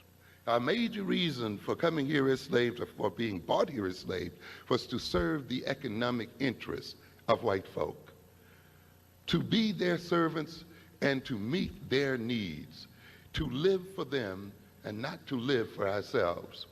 We, during slavery, and the education of black people began during slavery time, not after slavery, but at the very point of slavery.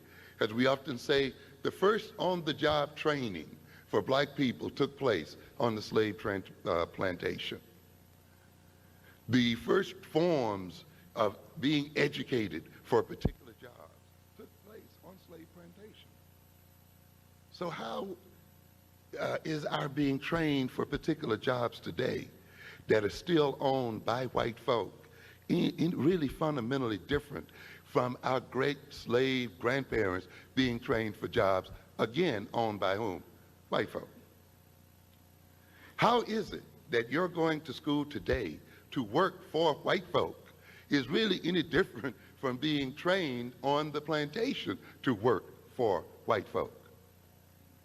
Even though you think then that because you may be studying computer science today, or you may be studying to be a TV newscaster or something like that, even though you may think that's fundamentally different from the role that your great slave grandparents played, it is really not that different. Because as we've indicated, there were more differentiation between slaves than field hand and house servants. Slaves were also skilled people as well. Slaves were iron workers and carpenters and shipbuilders and what we call millwrights. They worked in factories. As a matter of fact, at the end of slavery, in many areas of the South and in this country, there were more skilled black workers than there were white workers. In other words, there were skilled people among slaves, and there were more slaves with skills than there were free white folk. So the idea then that you may be gaining some kind of skill that your parents did not have, or that your great slave grandparents did not have, does not mean that the fundamental relationship between you and whites today and the great slave great grandparents had and white people during slavery time has changed fundamentally at all. In other words, ladies and gentlemen, the major function of the education of black people, whether we talk about education on the plantation, during slavery time, during Reconstruction, or we talk about education right now at this moment, the basic function of education is for African people to serve the interests of white folk, and for African people ultimately to find jobs working for white folk. That has not changed one bit. I don't care what kind of job you may be training for. I don't care where you may think you're going to be working. But in the end, the intention is that we still will be under the rulership of whites. In other words, then, education, just as we referred to welfare earlier, is used to a great extent to regulate the poor, to regulate subordinate people. And therefore, educational opportunity will be expanded or contracted depending on the needs of those who rule over us. If at times they think that they need a larger number of us, they may expand so-called educational opportunity. If, though, the need for educated Africans has been reduced, then you will see a contraction taking place as well.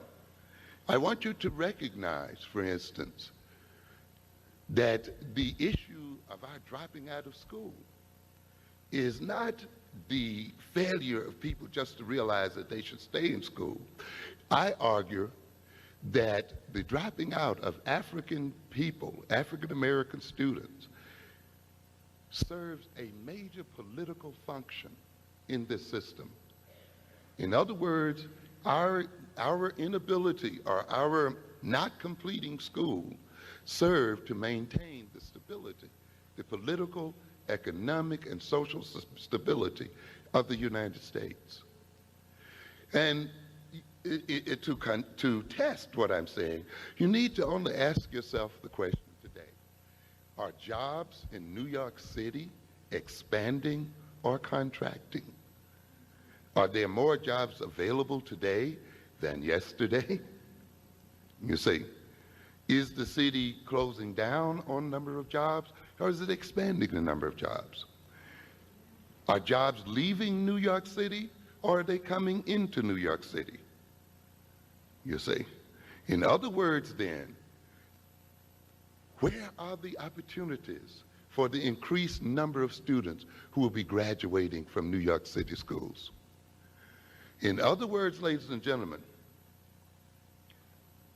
you have to look at the fact that about 65% of the so-called better jobs in New York City are held by white folk. And yet, at the same time, the number of jobs that are available to both whites and blacks or any other group of people in New York City are shrinking. So New York City is faced with a dilemma. It's faced with the dilemma that says, if we educate a large number of people, where will we have the jobs for these people? And if you are one of those educated people, You've gone through 12 years of school, then gone through 4 more years of college education and so forth. And when you get out, you find that there are no jobs. You're going to find yourself in quite a temper. You're going to raise quite a bit of hell. You're going to protest. You're going to create disturbances. So then in order to block these disturbances from occurring, it is in the city's interest that a large number of people drop out of school. So that when they drop out of school, they can now make the excuse that you're not working because you didn't finish school. Of course, you don't ask the question, would you really have had a job if I finished? But since we accept the idea that you have to finish school and have an education to work, as soon as one says, well, if you had finished, you would have been working, we're willing to then let it go at that. In other words, you can ask the question the other way. What would happen if we educated 80, 90, or 95% of black students, of Latino students, who are the majority of the New York City population now, if we educated them in such a way that they could score as well or outscore white folk? Ultimately, then, that would mean that we as people would replace white folk in the New York City occupational structure. At this point, you would probably see some racism in this town that you thought did not exist.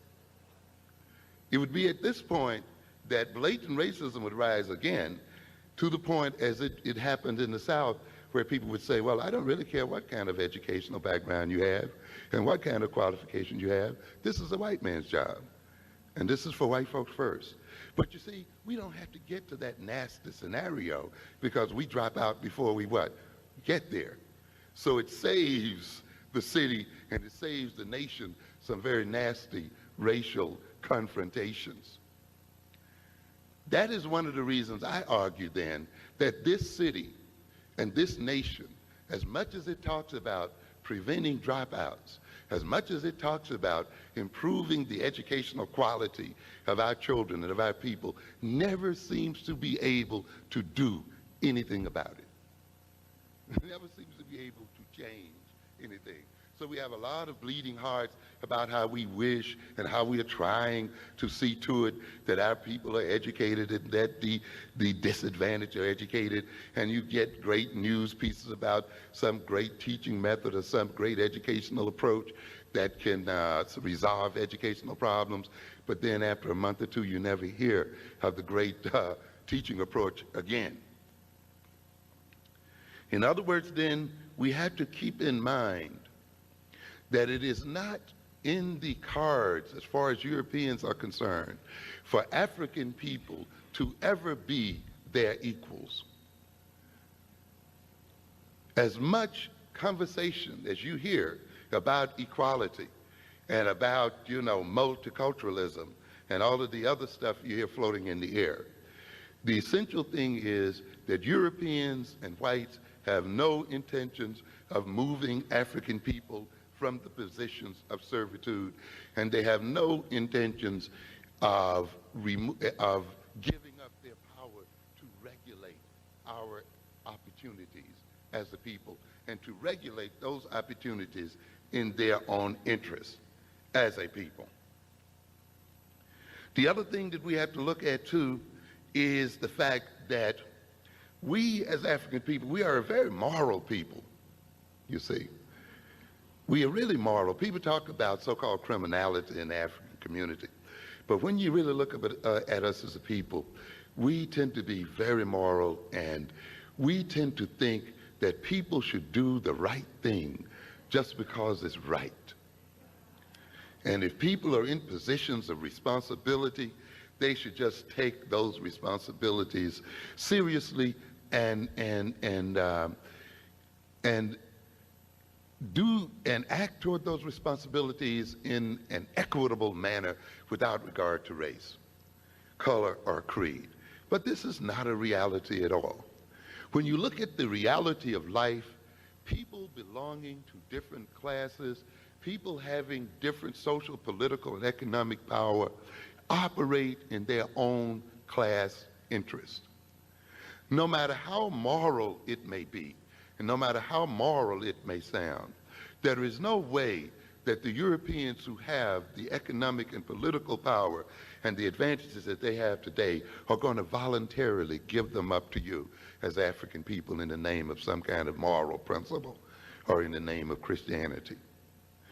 And I'm saying this because we think that professionals belonging to a particular ethnic group are going to overlook their ethnicity, that professionals belonging to particular class backgrounds are going to overlook their class background, and that they are going to provide equal opportunity for others.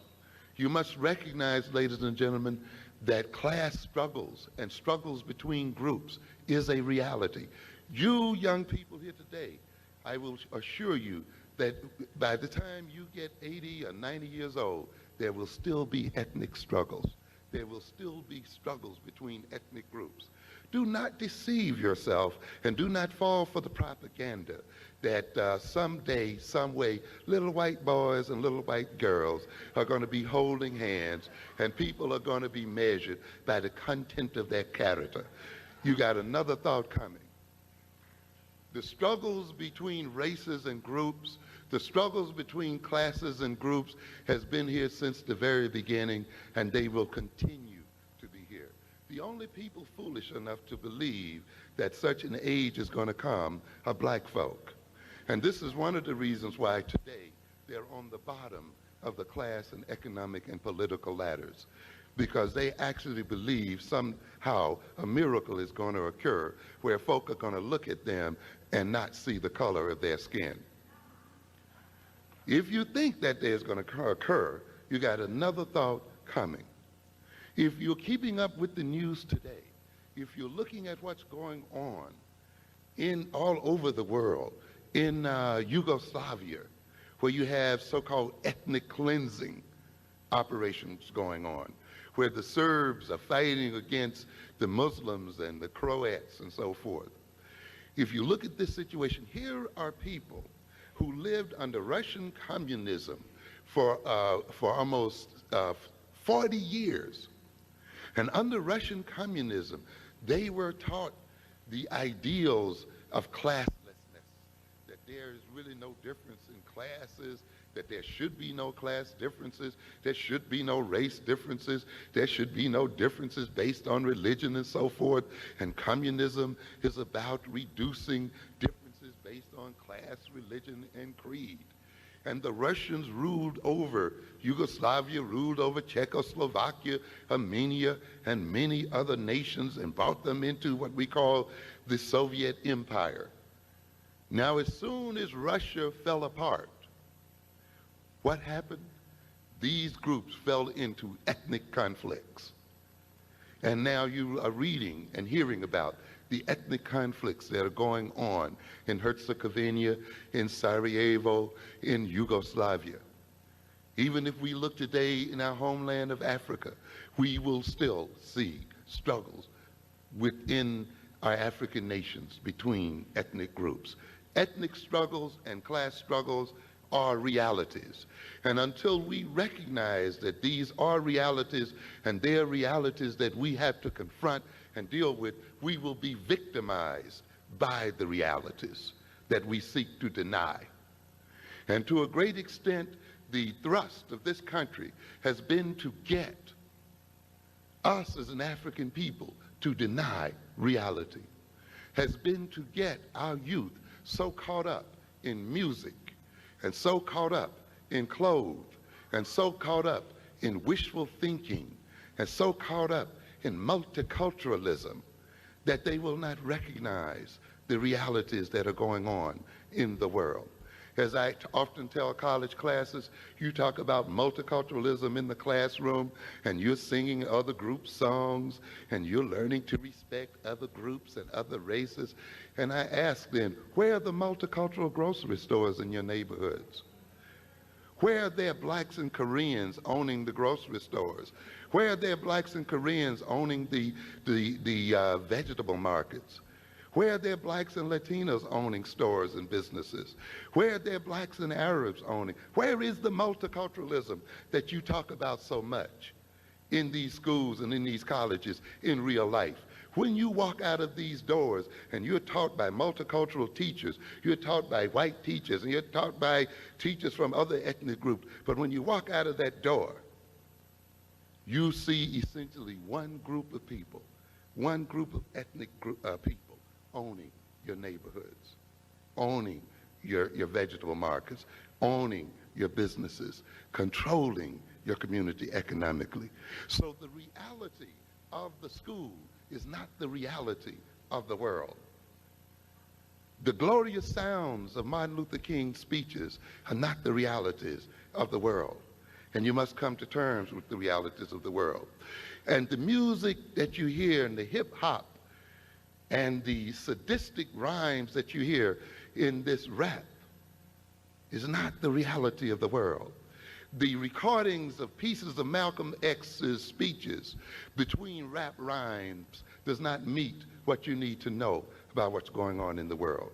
They are designed to maintain you deaf, dumb, and blind to reality, and ultimately to set you up for death and damnation and rulership by other ethnic groups and other people. You may dip and bow your head to the rhythm of the music, but yet as soon as you dip and bow your head to the rhythm of the music, I can see you looking and looking to see if you can jump over the turnstile to avoid being caught by a white policeman. Because the reality is that while you're dipping and bowing to the sounds of the rap, the white nerds are staying in school, and the same white nerds will be the ones that will arrest you and put you in jail. And it's the same white nerds that you try to avoid at these turnstiles, and it's the same white nerds that sit in these courts and sentence you to 25 years in prison and sentence you to life in prison, and may one day even sentence you to death. You must wake up to the reality of things, and you must wake up to the fact that there is no group of people, white, black, Korean, Latino, Arab, or any other group, that's going to hand you and you and you and you equality on a platter. You're going to have to fight for it. You're going to have to struggle for it. And you're going to have to realize that you have to defend your interests as a people and as a student. And that there are classes today, such as the white middle class, that struggles to maintain its prerogatives. Let me give you an idea, because some people make a big mystery out of education. Let me just read here why we are being miseducated and how we are being miseducated. This was a piece in the New York Times, the 18th of February, 1993. Teaching in a closet or a shower. Crowded classes and more students are a portent of the future. It is so crowded in some New York City public schools that some students get lunch at 10:30 a.m. Some attend classes in churches, empty warehouses, factories, even defunct department stores. Classes are taught in closets, and computer labs are converted shower stalls. And the problem is only getting worse. And they talk about the largest surge in enrollment in a quarter of a century in New York City schools.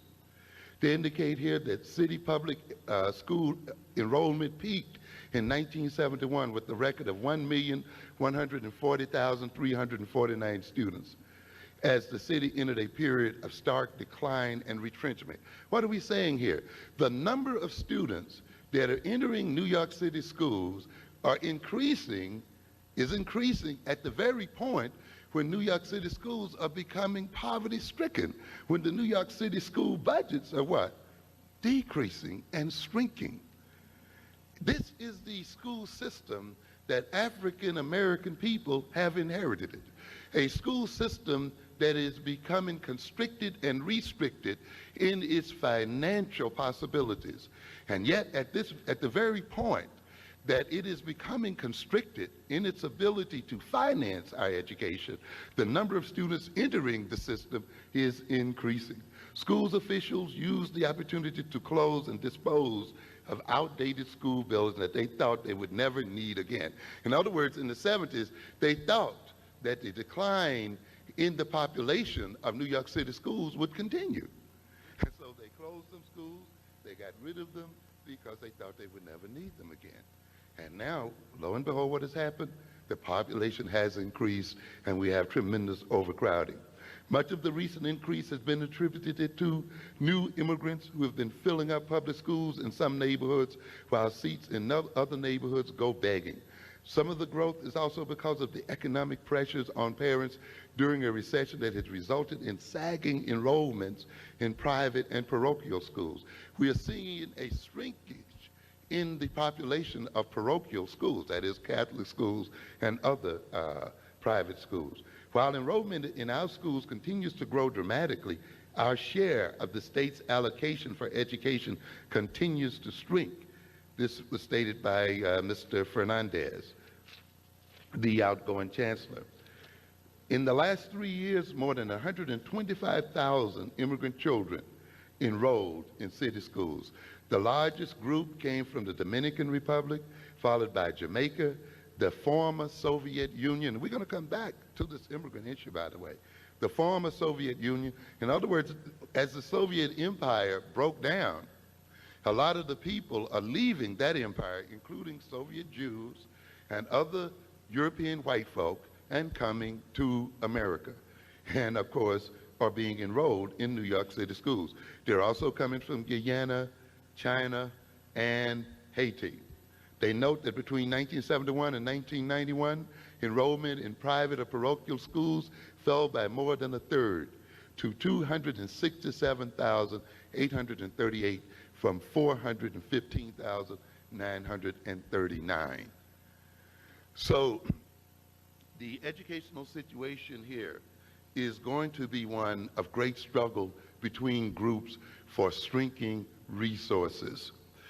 The struggle has been taking place since the very beginning between white and black, with the whites, of course, manipulating the budgets and manipulating the nature of education of African people to maintain their power relations and their dominance over African people. A relationship that they do not intend to give up. Let's compare some of the spending per student in the New York City area between 1986 and 1987. Manhasset, which is out on Long Island, the spending per student per year amounts to $11,372. That is between 86 and 87. Now look at how that compares with New York City during that period, which spent $5,585. In other words, on Long Island, in places where white students are, the state spends more than twice as much money per student than in New York City. This is how ethnic groups, this is how class groups maintain their advantage and maintain their power. Let's look again. Jericho, Long Island. Again, $11,325 per student. Great Neck, $11,000. Again, compare that now to the $5,000 figure I mentioned in New York City. Bronxville, $10,000. Yonkers, Rye, New York, $9,000. Yonkers, $7,000 per student. Levittown, $6,000. Mount Vernon, $6,000. Roosevelt, $6,000. Down to New York City, $5,000. It's no accident then that people coming from these areas, going to these schools, have an advantage over people coming out of the New York City schools. And ladies and gentlemen, if you're not aware of these facts, if you're not struggling in terms of the state allocations for educational funds, if you're not aware of how money is allocated in the state for education, then you're going to be victimized by those allocations. And as you can see, the allocations are weighted to maintaining the status quo. Let's look then again at how this gap has widened. Let's bring it more up to date in terms of 1989 and 90. Manhasset, $15,000 per student. On Long Island again, Jericho, 14,000, Great Neck, 15,000. Now we're coming closer to home, Mount Vernon, 9,000, Roosevelt, 8,000, New York City, 7,000. So what are we indicating here then? That the ethnic and class struggle continues, and that ethnic and class struggle is such that those ethnic groups and those classes which can exercise political and economic power will bias the distribution of educational funds in such a way that their political and economic power is maintained. Now, those are the basic average figures. Now, you can go into particular areas such as Amagansett, Long Island,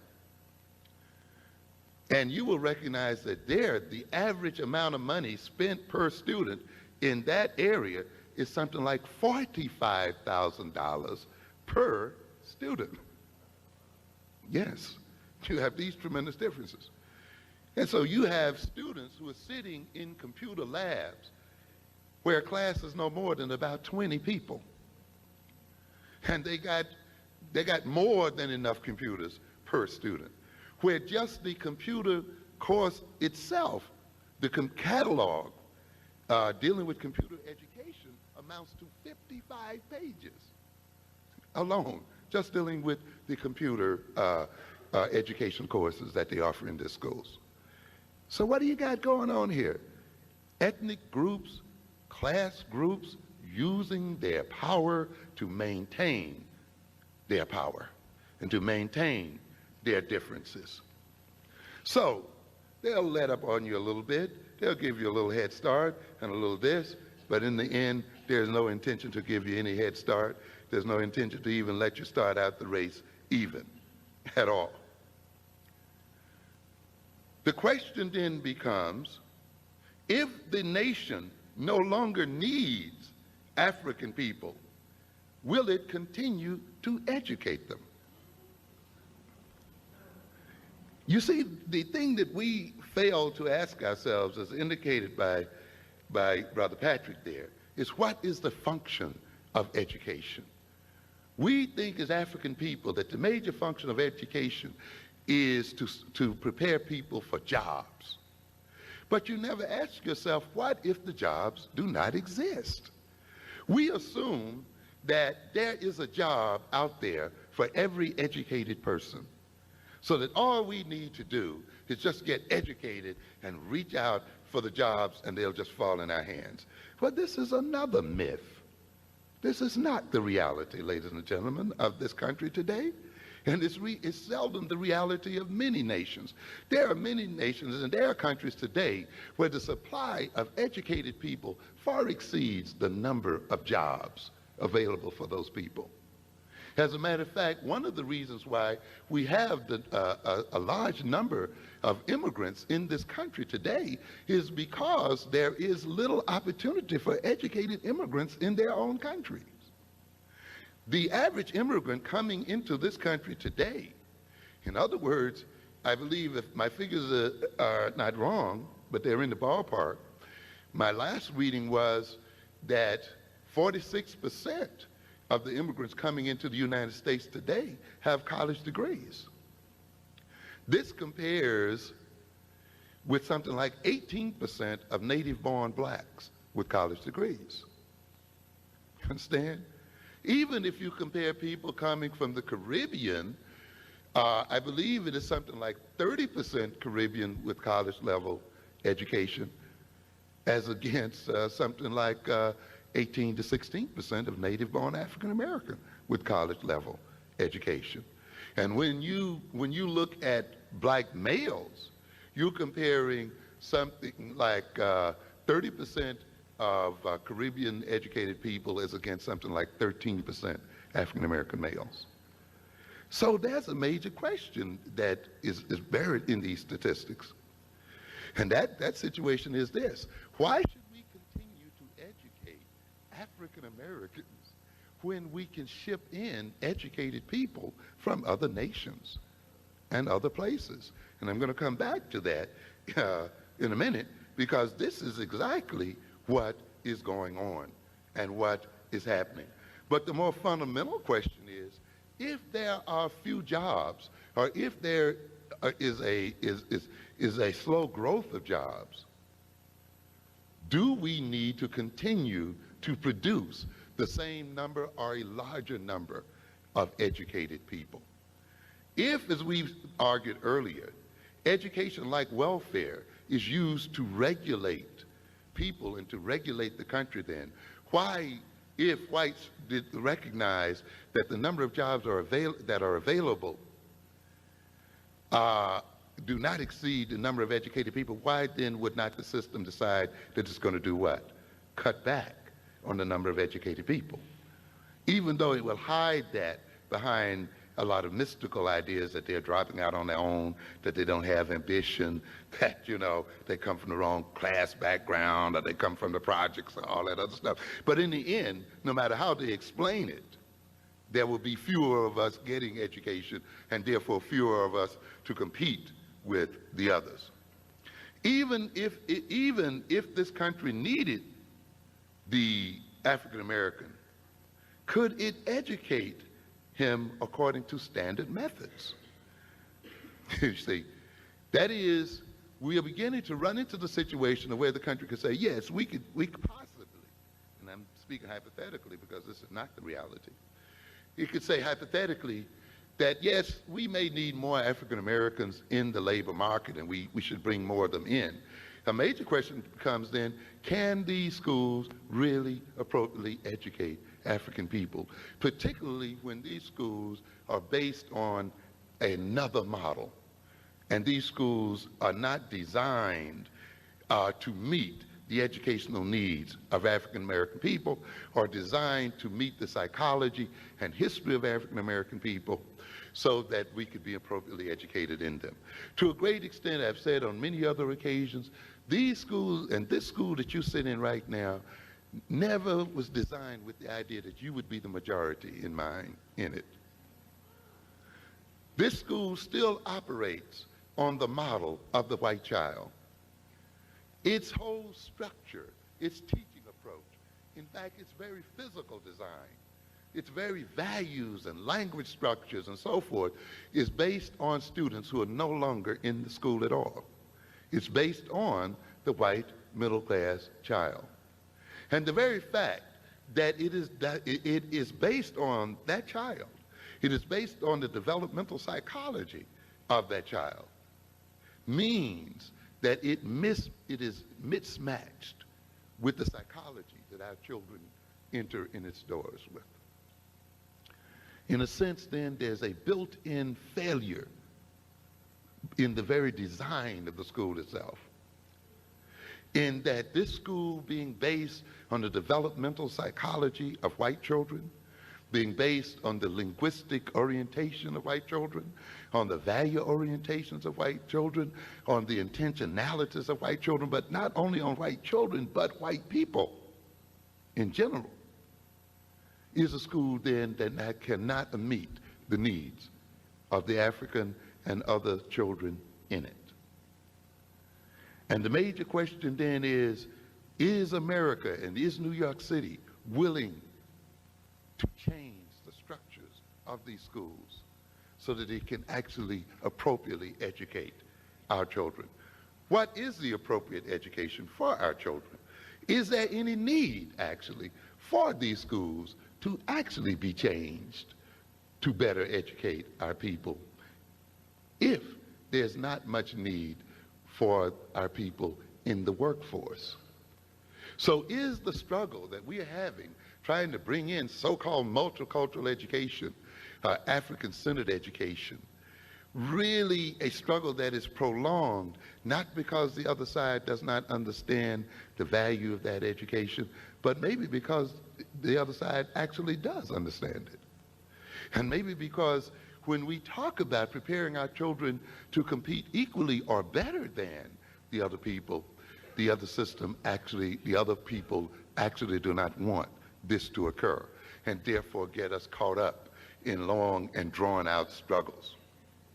What are the alternatives to educating African Americans? I've just mentioned the major alternatives. The major alternatives to educating our people is to ship in educated people from elsewhere. And therefore, forget about the funding and the true education of black people and make school a big babysitting operation and let you hang in here until you drop out and then blame yourself for not continuing. There is a major deception then among black people that education alone is going to solve our problems as a people, and that opportunity exists out there, and all we need to do is just have the drive and the will and the qualifications to get there. And we have a lot of baloney and propaganda in our community being perpetrated and propagated along these lines. If you look here last month, you will see in Black Enterprise magazine a cover story under the title, "The 40 Most Powerful Black Executives in the United States."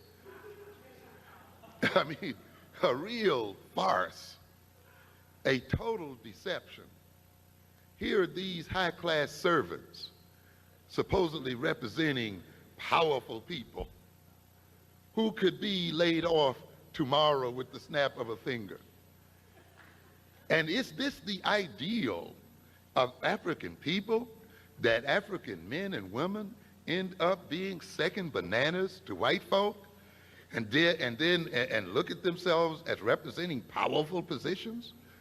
What about those black executives who own something and who control something? What are 40 powerful executives anyway? In what way have these 40 powerful executives changed your life? Have they put an added nickel in your pocket? Have they given you an additional job? Then how is their elevation representing the elevation of black folk? What are 40 men and women out of 35 or 40 million men and women?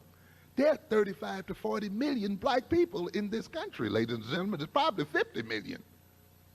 So are we going to then fall for the deception that 40 black folk in second banana jobs implies great advancement for Negro people in America? What if we had black executives over all of the Fortune 500 companies? What does that mean within the context of 40 million black folk? But you see, we got a bunch of people here who want to make you think that their getting a job represents an advancement for the race. The greatest measure of advancement for the race is the movement of average people into jobs, not the movement of a small elite. But what is it doing for the average person? It is an insult in this system anyway that an 8th grade or 9th grade educated person can't get a good job. See, we accept this as writ. The idea that if you got an 8th grade education, 9th grade education, you're supposed to starve to death. Where is that written in concrete? What kind of nation is it that will project this kind of mythology? That simply because you don't finish high school, or simply because you only finish high school, you're supposed to work for a poverty wage. But we've sort of bought into this concept and this idea. Now let's look quickly here then at the number of black folk who are making $50,000 and above. You know, that would include these great executives, right? You know what percentage of black people earn $50,000 and over? 15% of the black population. Only 15% of this 40 million people. 14 earn between $35,000 and $50,000, 14%. 14% earn between $25,000 and $35,000. 18 between $15,000 and $25,000. 11 between $10,000 and $15,000. and 15% between 5 and 9,000. In other words, 15% of the people are below the official poverty line, with 11% making under 5,000 a year. So we must look at progress in terms of where the average person, where these people between, let's say, 25,000 and below moving. And are those people moving? Not this small percentage that may be getting above $50,000 a year. Be very careful. J.C. Smith, an author, made the following statement: the most efficient way to maintain power is to give a little where it shows a lot. Thus, the system only removes some of the most obvious forms of exploitation and abuse. What are we talking about here? We're talking about tokenism. In other words, this nation can get a lot of mileage out of appointing 40 executives to positions, to high-profile positions in its industrial structure, and have black people then to see the appointment of these 40 people as representing progress for the whole race. This is what we mean by saying what, give a little where it shows a lot. Okay, we'll give you a few positions, and they're high-profile positions, and therefore you're overwhelmed by people being in this position, and you're fed with the false hope then that these positions and all the other positions that we don't have are now open and available to us as a people. You must recognize in my last reading that there are something like 17 million businesses in America. And to have 40 executives or even 500 executives, black executives, or to have 5,000 black executives is almost an unmeasurable number in amongst 17 million businesses. And if at last count, if my memory serves me, there's something like 77,000 black businesses. So again, you begin to realize the tremendous economic gap between black folk and so-called white folk and other folk in this system. However, the appointing of these black executives in these high-profile positions helps to deceive us and helps us buy into the ideology of individualism. The idea is that these black executives are in these positions because they study hard at night, and because they came from the right families, and because their mothers supported them, another kind of stupidity that we hear day in and day out. And therefore, we would not question the class structure of this system. We will not question the ethnic structure of the system. We will not structure the nature of power relations. We will not structure the intentions of Europeans to continue to maintain control over our lives. What the European has done essentially then is to blind us to the reality that their control over our lives and their control over the world is as strong, if not stronger, as it ever was, by appointing a few black people in high-profile positions, and to feed the rest of us with vain hopes that we one day will be among those few appointees, and to therefore deceive us into supporting the ideology of individualism, each one doing his own thing, that we do not have to operate as a race and as a collective group. And we do not have to operate on the basis of a common African identity, that we do not have to operate on the basis of a nation within a nation and as a people against other people, that all we have to do is pursue our own individual interests, and we will therefore make it. This is a major deception. It is very important that we face the reality of America today and face the reality of the world today. More so than that, it is very important that we face the reality of our own situation as African Americans. I've talked in other arenas about what I call the crisis of white supremacy. One of the reasons we don't worry too much as an African people, even when we're doing badly, and even when I'm talking the way I'm talking today, is it is very difficult for many African people to perceive the white man as not being in control of the world. Yeah. You know, we've seen so many movies where white boys win all the time. We've seen so many sitcoms where in 30 minutes a white boy figures out a way to save the day. We've seen so many white Supermen and Spider-Men and all these other kinds of men who are able to save Gotham from, from criminals and stuff, until we have been subliminally indoctrinated with the idea that white folk will always be on top. Many of us do not recognize that white folk will not always be on top and have not always been on top. That the white man on the so-called top has only been there for about 500 years out of the millions of years man has existed on this globe. And that the black man has been on top for thousands of years longer than the white man will ever know.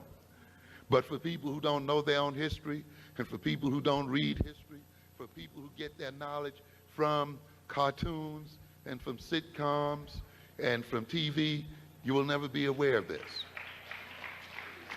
And so there are those among us, particularly those who live in America, who believe that since we live among the top white folk in the world, they will always stay on top and they will always hand us a crust of bread. There will always be welfare. And yet Clinton today is telling you that he's going to sweep you off of welfare after 2 years on it. And that one of the major programs that the Republicans are crying out for and other people are crying out for cutting are welfare programs. If you look at some of the states across this country, such as California, Michigan, and other states, you will see welfare programs and other what we call government transfer programs, where money is transferred from the government to people in poverty. They have been declining over the past decade or so. Poor people are getting poorer in America, not better in America. As a matter of fact, we have as many, if not more now, poor people in America as we had in the early 1970s. Poverty has actually increased and is increasing to the point of where we initiated a war on poverty at the end and the middle 1960s.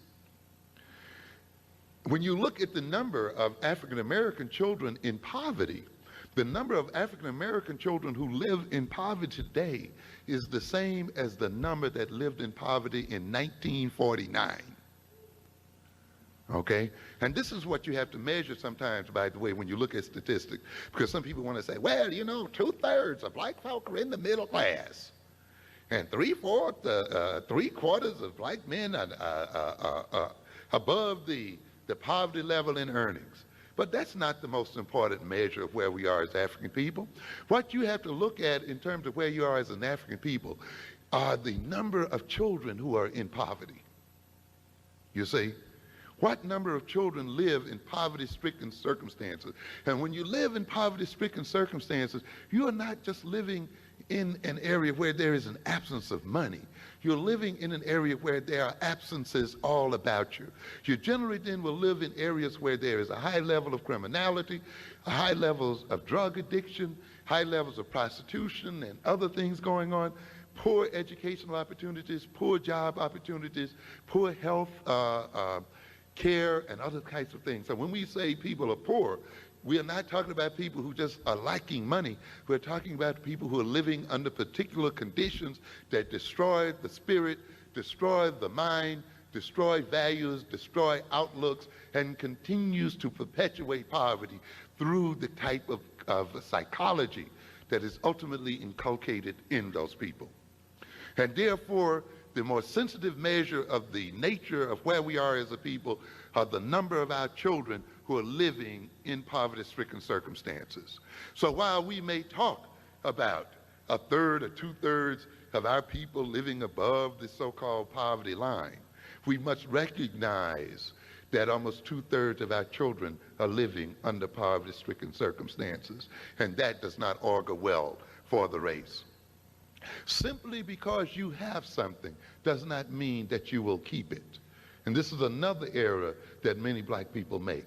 They think now because they got good jobs, or you think now because you may be living better, that the world, that this is going to continue. There's no universal law written in stone that because you're living well today, you're going to live better tomorrow.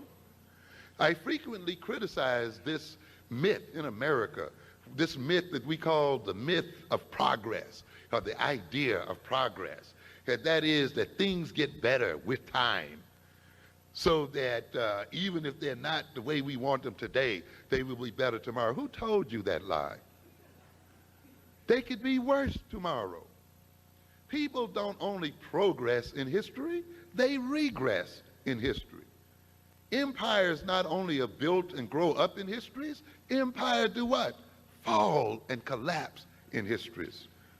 You must understand that. So simply because you may have a higher level of opportunity today, simply because you may have a higher income today, in no way guarantees greater opportunity tomorrow or higher income tomorrow.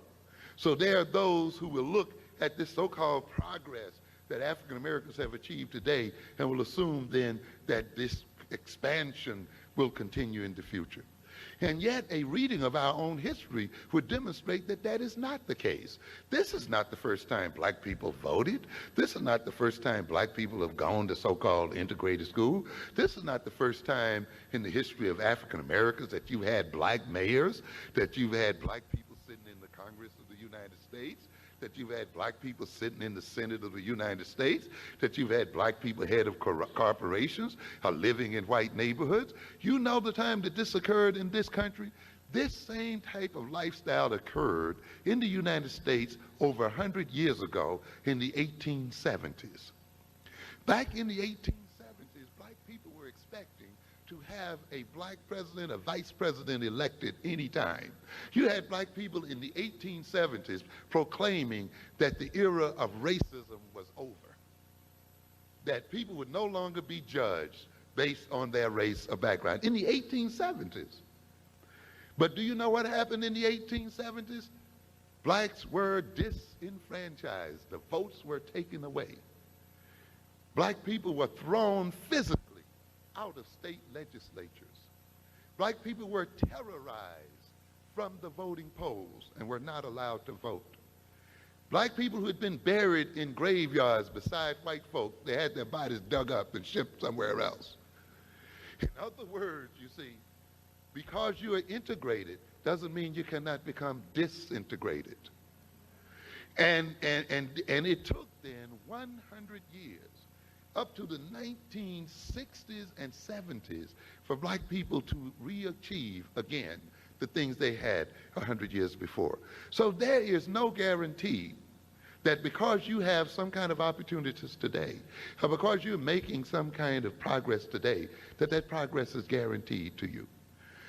Why were black people rejected and why were they disenfranchised?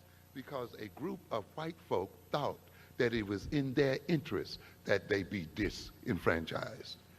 And we are in exactly the same position today when there is a group of white folk in America today who come to believe seriously that it is in their interest to remove opportunities from black folk and to disenfranchise us, then it will happen. And ladies and gentlemen, it is on the verge of happening today. And we have to then keep this in mind. Why is this happening today? For one of the major reasons, it happened in the 1870s. Because in the 1870s, a part of the struggle also had to do with the economic nature of America. And America undergoing recession, and America undergoing depression, and America undergoing economic problems. And therefore, there was a need to readjust the racial status quo. And black people then were a part of that readjustment. We believe then and this is what I was talking about earlier, we think then that whites will always be on top, and therefore their being on top is going to at least guarantee that we eat.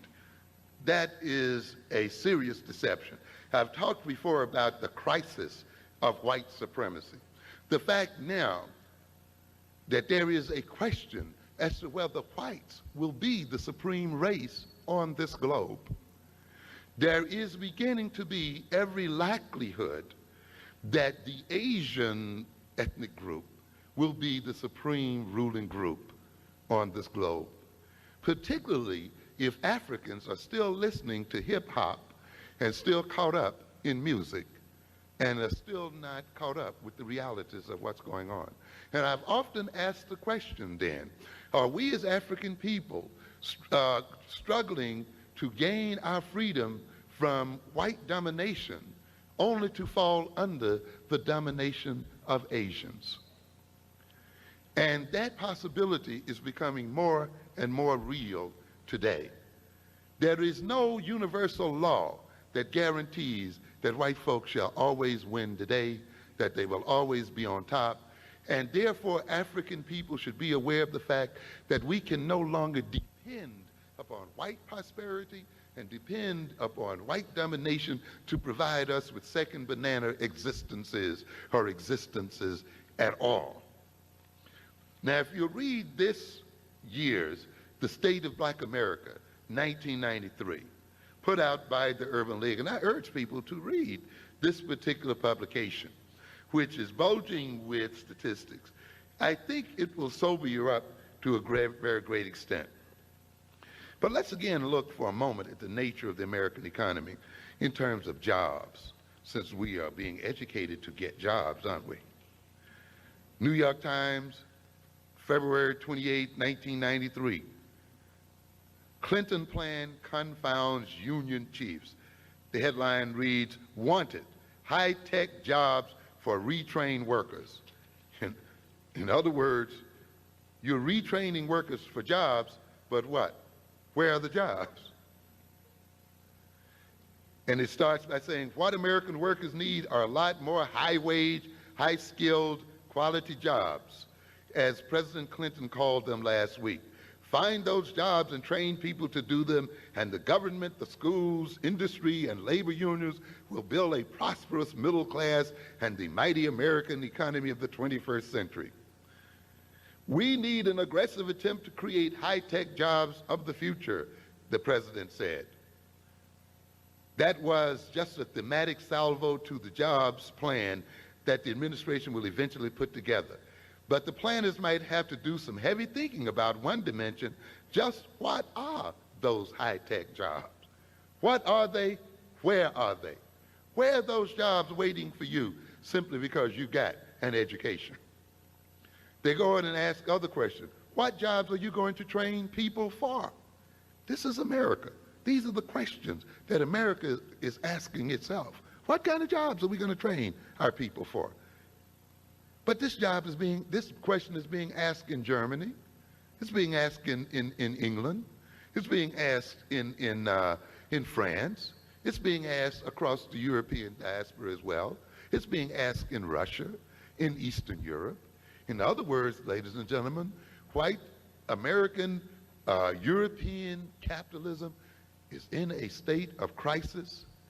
And that means that African American people who are dependent upon the health of capitalism are also in a state of crisis. You've heard that phrase, when white folk get a cold, black folk get the flu. Well, you're going to really get the flu with this one.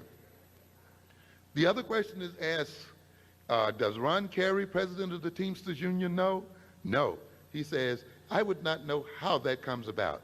Giant corporations, giant companies like General Motors, IBM, United Technologies, Boeing, Eastman Kodak, and Sears, Roebuck are still shedding workers. Many of them high wage, highly skilled machinists, tool makers, and sheet metal workers, accountants, supervisors, and systems engineers. So does that sound like a great opportunity awaiting you simply because you're qualified? Within 1 week, Sears Roebuck and these other companies with one week announced 100,000 layoffs. There's a hoax around this idea that this country is in dire need of skilled workers. How can it be in dire need of skilled workers when it is laying off skilled workers by the thousands? And not only is it laying off skilled workers by the thousand, it is laying off skilled managerial workers by the thousand, middle management people. You see, those jobs that we as black folk used to talk about that set the glass ceiling beyond which we can't go, well, those jobs also now are being eliminated. The unemployment in the managerial areas is shrinking, not expanding. So then there's severe crisis. With GM and IBM boarding up factories, many of those jobs will never return. I tried to warn my people that America is going through a major restructuring in its economic system. We are not just suffering from some kind of recovery after which it is over, we'll return to the jobs from which we were laid off. These jobs from which we are being laid off are disappearing, never to come back again. You have now in this country a recovery that is occurring, but not creating new jobs. And this is a part of the problem. So you can now have an increase in business activity, yet that increase does not mean an increase in job opportunities. And what does that imply then? It implies either that more people are working overtime that are already there, but on a more ominous level, it implies that while people were being laid off, their jobs were being restructured or phased out and being replaced by computerized activities, or the nation's corporations are completely reorganizing themselves so that they will not need as many workers in the future. The companies in this country now are shipping jobs out of the country, period. They are deindustrializing this nation, which means that whole factories are being just taken wholesale out of this country and being planted in other nations across the world. Which means then that the good old factory jobs that used to pay well are no longer there. That is why black people are suffering in Detroit, suffering in the Midwest, suffering in the Northeast to a degree that they've never suffered before, because these areas used to be the chief industrial areas of this country. Now, these areas are being stripped of their industrial base, and the industries are being shipped out to other nations. And you got people now who are working for $4 a day on a job that we used to work for at $10, $20, and $30 an hour. And therefore, the corporations are no longer interested in hiring people who are demanding $15, $20, $30 an hour when they can take these jobs right down to Mexico and have the Mexicans and others work for $3, $4, $5 a day, ladies and gentlemen. This is the nature of what's going on in the world. They're no longer that interested either in developing computer technologists when they can hire a computer technologist in Ireland or in some other part of the world with their computer hooked directly into a main terminal in the United States so that information can be put directly into that computer outside of the country and communicated directly to computers here. Why then hire an American worker at $10, $15 an hour to run a computer when you can hire a computer operator overseas for the same price? You see, this communications revolution has drastically restructured the system. It means then that a computer operator in Ireland or some other part of the world can communicate as rapidly with you in America as you can communicate with someone downtown. As a matter of fact, when you call up now to get an airline reservation or so forth, you may be talking to someone in Jamaica or talking to someone in some other island somewhere, and thinking that you're talking to them right here in the country. It has gotten to the point now where it is cheaper to employ people halfway around the world, ship the stuff back over here, than it is to make the stuff right here in America. I am in publishing. We send our books out to get printed.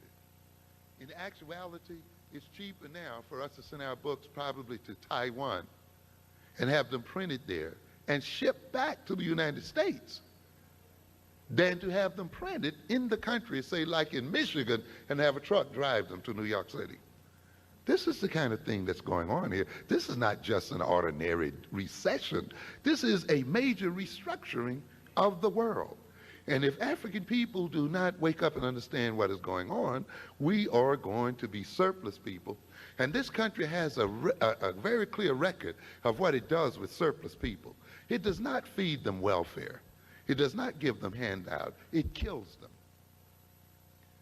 Read the history of the Native American. The Native American in the United States was not destroyed simply because they were surplus, you see. They were of little or no economic value to this country. And therefore, this country did not intend to feed what it called useless mouths. And therefore, it could better live without them. And there is no capitalist system that's going to carry on the burden of millions of people. It will see you dead before it will see itself dragged into the ground. White folk are not going to see a decline in their power or a decline in their dominance because they're taking care of black folk. I want you to make that very clear. If they have to make a choice between being number one in the world and top dog in the world and carrying a bunch of black folk on their back, there's no choice at all. The decision is already made in the question. They're going to rid themselves of you, like any other people in their right minds will do.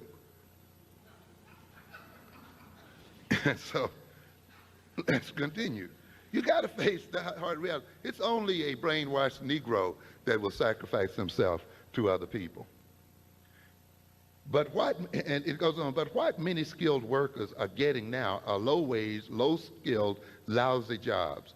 In the view of people at the union's executive council meeting here, the middle class that emerged in the bustling economy of the 50s and 60s is sliding into the ranks of the working poor. The skilled two-worker, two-job family with generous health and pension benefits is becoming the unskilled two-worker, 2, 3, and 4 part-time job family without benefits. And it goes on here. But let's look at the African situation right quickly, as depicted by the Urban League. As they look at the nature of what is happening in America. This article is titled African Americans in the 21st Century Labor Market. We're speaking now of the 21st century. Improving the Fit by Billy J. Tidwell.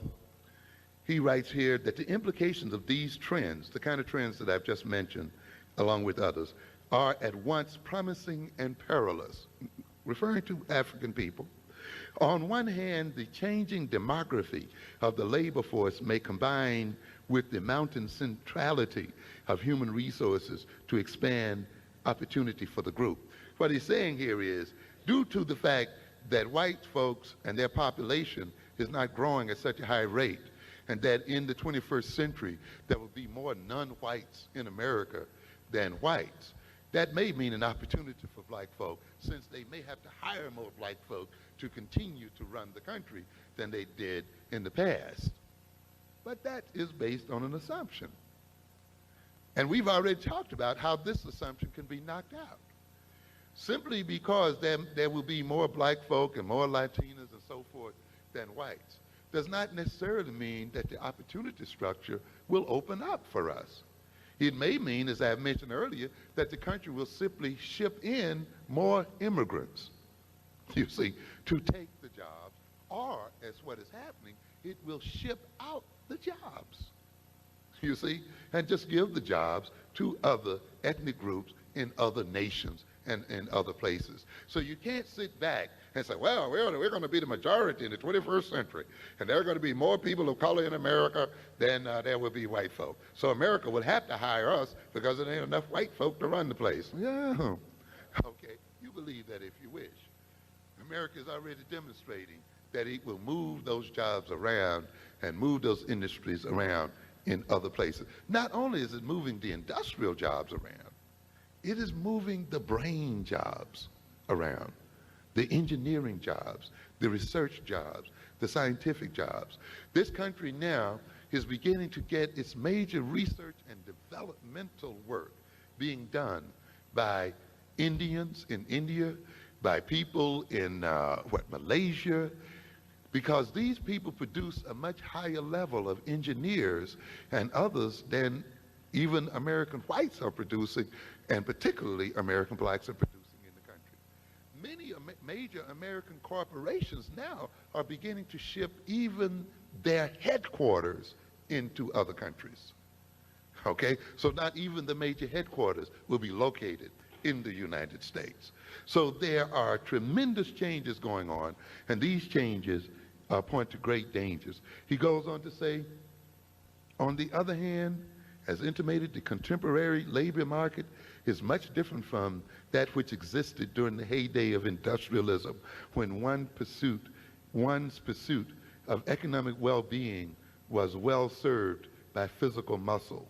In the new era, intellectual muscle, that is the ability to think analytically, compute, comprehend instructions, make decisions, communicate clearly, interact effectively in group endeavor, is the ticket to prosperity. In this connection, there continues to be an unsettling lack of conversion, that is, of a coming together between where black folk are and where we need to be, in a bad fit between the overall conditions of African Americans and the human capital that the changing economy needs. In other words, we're not in the right place. One writer has made this point in stark, poignant terms. Black Americans have outlived their usefulness. Their raison d'etre, that is their usefulness, their reason for being, to this society has ceased to be a compelling issue. Once an economic asset, they are now considered an economic drag. The wood is all hewn, the water all drawn, the cotton all picked, and the rails reach from coast to coast. The ditches are all dug and the dishes are all put away, and only a few shoes remain to be shined. Okay? So people are very clear about where we are. He goes on to say, at the same time, the analysis leaves no doubt that African Americans must be much more astute and proactive on behalf of their own development and participation in the economic mainstream. Jacob, who heads the Urban Leagues, made this statement: African American children must be trained to see and seize opportunity in the chaos of the changing domestic marketplace. We must develop a new mindset.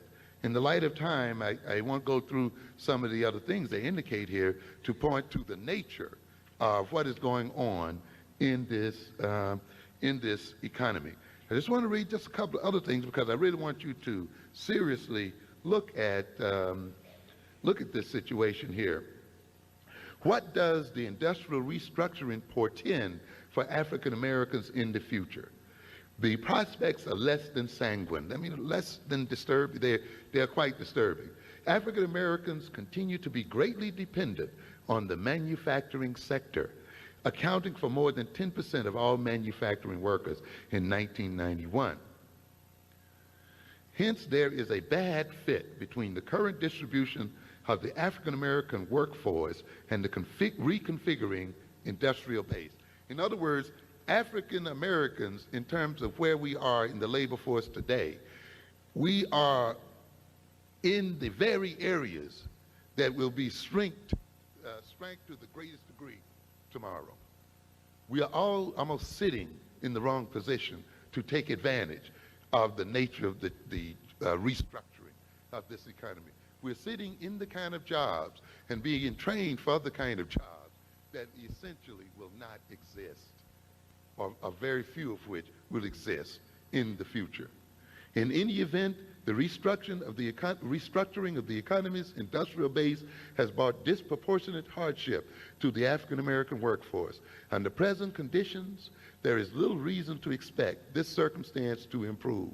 The parallel pattern of occupational changes could have even more ominous implications for our people. So here we we are in a very serious pass as a people. We'll just quote you one more. After looking at the kinds of jobs that are projected to be more plentiful between the years 1990 and the year 2005. Again, the fit is not very good, talking about our people again. African Americans are greatly underrepresented in the fastest growing occupations and overrepresented by those having the slowest projected growth. For example, in 1991, African Americans accounted for just 9% of the employed workforce in the front-running technical and related support occupations, which are expanding at a 37% rate. By contrast, the African American share of the shrinking operators, fabricators, and laborers group has nearly 4 times the minimum 4% growth rate for these occupations. And so again, we in the wrong place at the wrong time. In short, the shifting occupational structure does not bode well for the economic future of African Americans. Both their current placement in the labor market and their relative position on the hierarchy of educational attainment are major constraints. Relieving these constraints, that is, improving the fit, is essential to the overall economic well-being of the African American community in the years ahead. But the challenge may be more complicated than that. And so we are facing the possibility that even this may not change our situation as a people. So what is the function of education? Is the function of education to get you jobs that don't exist?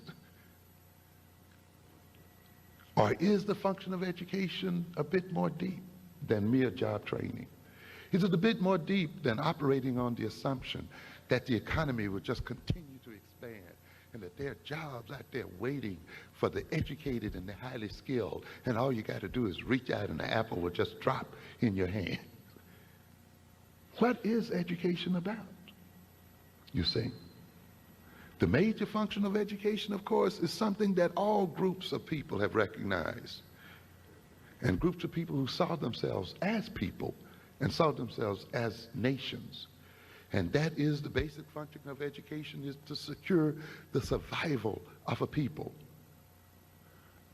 to maintain their very biological existence, and to enhance their quality of life.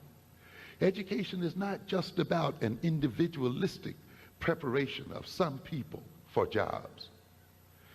Ultimately, it must be the preparation of the people as a whole to maintain their existence, of which maintaining jobs and employment is a part of this major need. But it does not define it totally, you see. When you see the United States in its struggle against the Japanese and how they will maintain their supremacy in the world, how they will maintain their economic position in the world relative to the Japanese, you see them examining the nature of American education. They're not examining the nature of African American education as much as they're examining the nature of white folks' education, because they see that the education of their children and of themselves is crucial to their very survival, and that it is not merely designed to get 1 or 2 people a job, but ultimately is designed to maintain the very life of the group itself. We as African people then must measure our education and how good our education is or how bad it is in terms of the degree to which it contributes to us maintaining our very biological existence, and to the degree to which our educated people contribute to enhancing the quality of life of ourselves as a people. Not whether 1 or 2 Negroes struggle to the top and then try to project themselves as some kind of role models for the rest, and then go out preaching some ideology of individualism, saying that you can make it if you only try. Ultimately then, African people must take responsibility for their own education and must define education in terms of our own interests as a people. Education, by the very role it plays in the life of a people, must then, in the life of African people, be an African-centered education. The Japanese are not being educated for black folk. The white folk are not being educated for black folk. There's no group of people on this earth being educated to see to the interests of black folk. There's no people who are in their right mind being educated to see to the interests of other people and to serve the needs of other people. Folk who know that they are folk and people who know that they're people who know what their identity is, are operating in their own interest. And it will continue to be that way. And people who are on top in the world, people who are in control of their economic and political circumstances, people who are major players in the world, are people who've taken responsibility for their own education and for the education of their own children. You do not see any group of people who are on top in the world, any group of people who are creating a life for themselves, placing the education of their children in the hands of someone else. And it is no way you as African people and we as African people are ever going to be in control of ourselves if we are not in the control of the education of our children. I don't care how much you talk to white folk about doing the right thing, how many suits you take before the Supreme Court, how many integration struggles you pursue and all of this. In the end, you are the only one who can be responsible for your education and the education of your children. No other people. And they've shown you that already. They said, okay, we'll let your kids into these schools. And you thought that was going to be the answer. And now you got them into the schools and you have them taught by white folk. And what are we complaining about? About the fact that they can't read and they can't write. So what have we gained? How can we then take responsibility for our children? And why are our children failing in these schools? Or why are they not getting the kind of education they should get? To a great extent, of course, it is due to our own lack of self-knowledge, of knowing who we are, and knowing what we are about and what we should be about as a people. And self-knowledge ultimately means knowledge of reality. Just doesn't mean knowing who you are in the sense of your own characteristics, your own strengths and weaknesses and so forth. That's a part of it. But it's also getting to know the world and getting to know reality and how reality creates the person you call yourself and who you are. And how then you must interact with that reality in defense of yourself and in the interest of yourself. African people, as a result of being oppressed and as a result of being diverted by foreign ideologies, have lost a knowledge of themselves and lost the knowledge of where our goals should point to, have therefore then lost the knowledge of how children should be educated. The book, The Developmental Psychology of the Black Child, is a book about self-knowledge. Many African Americans operate on the idea that black children only differ from white children in terms of skin color, and that all children develop the same rate, the same way, with the same values and psychology all across the world, regardless of race. We've been fed that nonsense, and we believe it. And therefore, we assume then that our children should be educated exactly in the same way by the same people as white children. And we assume then if we put them into the same classrooms and have them taught by the same teachers and have them read from the same books, they will get the same education. And we are now puzzled then as to why, after we put them in the same classrooms, have them taught by white teachers, have them put in schools run by white principals and white superintendents, and we've struggled and put them in integrated schools, they still have problems in reading and writing and learning and education, period. We're puzzled by this idea. But could it be because we really did not know ourselves? We did not know the fact that black children do not develop at the same rate or in the same way as white children. And some of you will let me just read you something quickly here from Awakening the Natural Genius of Black Children about the nature of the development of the black child. Here's a study that was done in Kenya and Uganda on African children. A study that was supposed to look at the effects of malnutrition, and where the white psychologists and others went over to look at the development of black children, and they expected these children to be retarded in their development. Let me just read a piece here of a description of what they found. In 1956, Marcel Gibert, under a research grant from the United Nations Children Fund, traveled to Africa to study the effects of malnutrition on infant and child intelligence. Let's pick the people who suffer from malnutrition the most, and we'll get a clear case as to what the effects of malnutrition are on children's development and intelligence. But they made a momentous discovery. She found the most precocious, brilliant, and advanced infants and children ever observed anywhere. These infants had smiled continuously and rapturously from at least their 4th day of life. Blood analyses showed that all the adrenal steroids connected with birth stress were totally absent by the 4th day after birth. Sensory motor learning and development were phenomenal, indeed miraculous. This is what we talk about when we talk about black child development. This is not a child who happens to be black. We're talking about an African child whose Africanness is a part of their total development orientation. A superior intellectual development held for the first 4 years of life. So we're not talking about children who only differ in color or different in the way they grow in terms of their bone development and teeth development. We're not talking about the fact that black children speak before white children, months ahead of white children. They walk months ahead of white children, and so forth. We are also talking about the fact that their intellectual characteristics are in advance of white children. We're not talking about the mere fact of black children who can do things at 2 days old that it will take a white child a month and a half to do. You understand? So you've got to know yourself.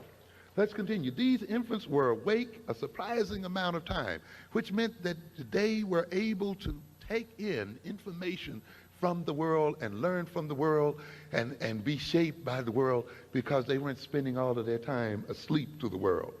Alert, watchful, happy, calm. They virtually never cried.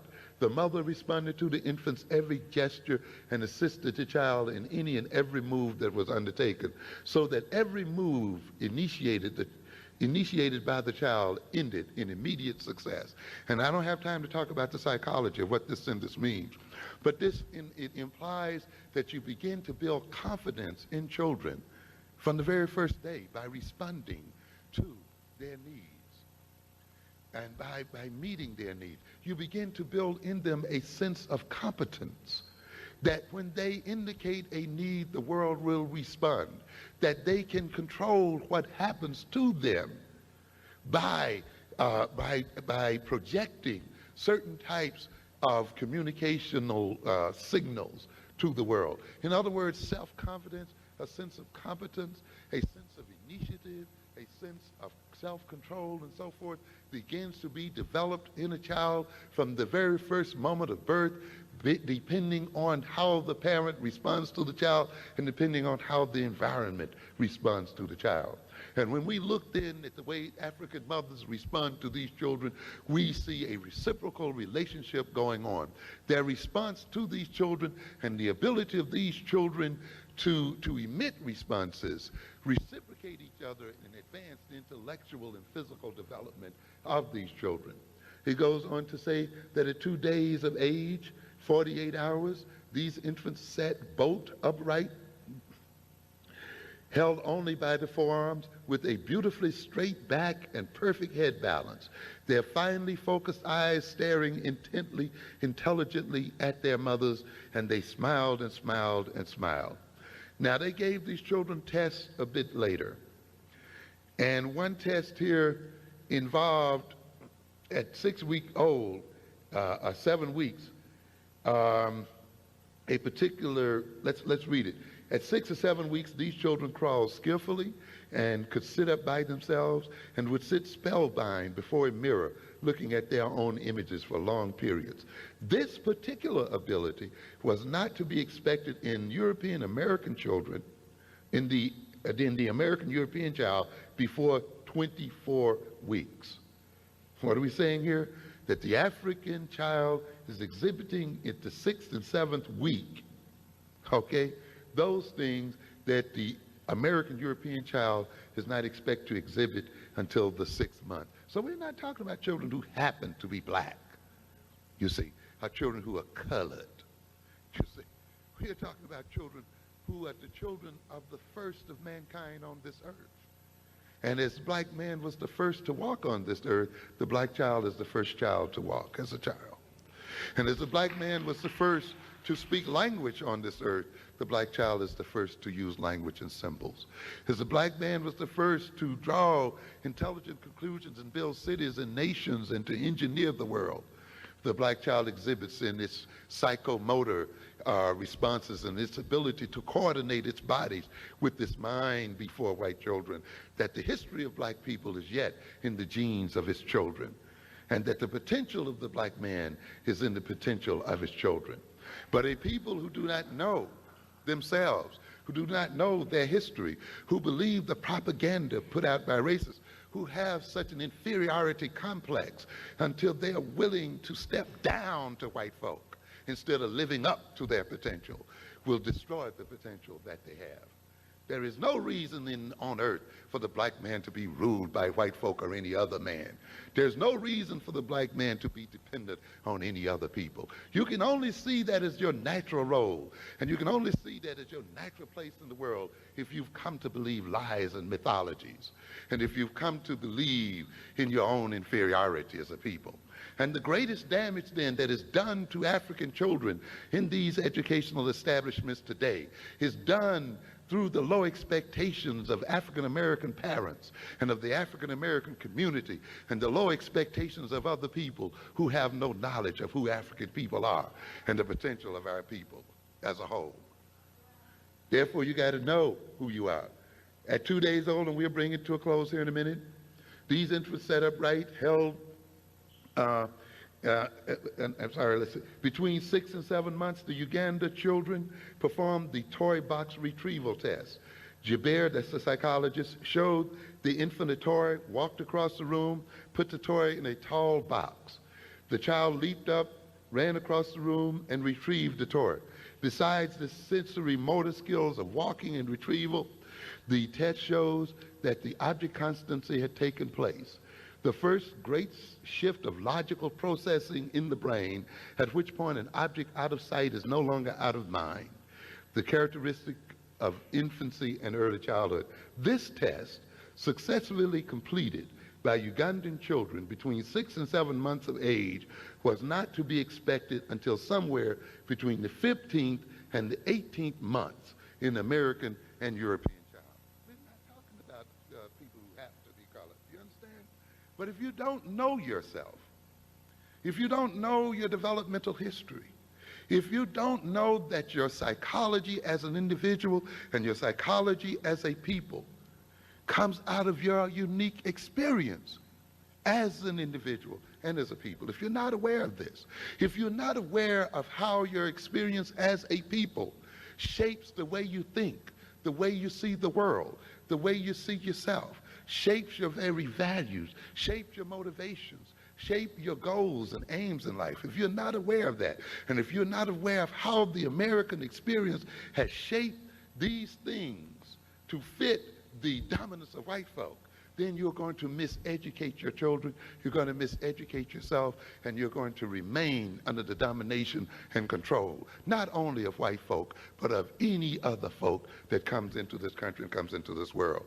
Arabs will rule over you, Latins will rule over you, Asians will rule over you, everybody will rule over you, and anybody who has a sense of who they are, what they are, anyone who operates and educates their children according to their tradition, according to their background, according to their history, according to their identity. The Japanese educate their children in terms of their Japanese-ness, not in terms of white folk, not in terms of black folk, but in terms of themselves. It is the brainwashed Negro who tries to educate himself as if he were not black, but as if he were some white person. And this leads to miseducation, if no education at all. There are many effective schools, and we don't have time to talk about them today. I have the information here, but the time is catching up with us. There are many good examples of black schools that have succeeded well. One of the examples, I just need to read just a little bit here, is one of the Marcus Garvey School that's quoted in this book. And let's just read quickly. A Marcus Garvey, all-black school, African-centered school. Not a bunch of black folks sitting in with white folk, sitting under white teachers who think that they can't learn and think that 2 + 2 is not 4 in the Bronx. It's only 4 when you ship them out to Westchester. You know, who think that you can't learn to read. You know, you can't learn to read to escape from their Africanness, when they don't believe that to be called African is a curse. You see, when they don't run from their Africanness, but they run to it, and they embrace it, and they become a part of it. Let's see what happens to their learning when they decide and say out loud that I'm black and I'm proud, and that I'm African and I'm proud. Let's look at a school then that is all African. What does it say here about this school? Students in Marcus Garvey School, this is in California, range from 2-year-old preschoolers to 9th graders. Garvey's emphasis, even for preschoolers, is on academics. Some of you go to these little Head Start schools and these early childhood education schools based on white folks' theory. They should learn to be social. Well, they've been socializing from day one. You know, black people are the most social people around. So you don't need to bring them into an early educational situation to socialize some more. In fact, you need to tone it down and get them into a structured situation and put them into an academic setting. Let the white folks play. Our children in kindergarten are reading out of 6th grade books. This is what happens when you admit that you're an African person. But when you're running from your Africanness, you can't read well, you see. Their progress in arithmetic has not been quite as dramatic. Most students are working 3 or 4 grades above level in arithmetic. Okay. Marcus Garvey has no physical education program, never will, according to Palmer.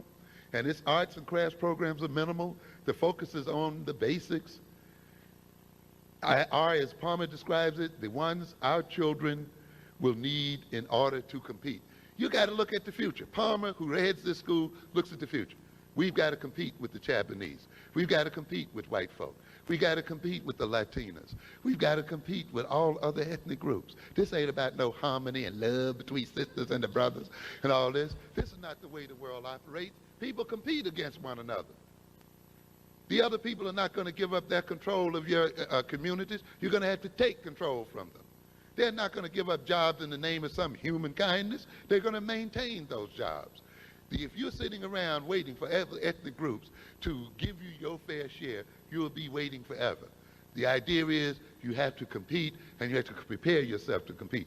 Our children, and they go on here, but let me just read a bit from a reporter who visited these schools, and there are many. I have many reports about this school.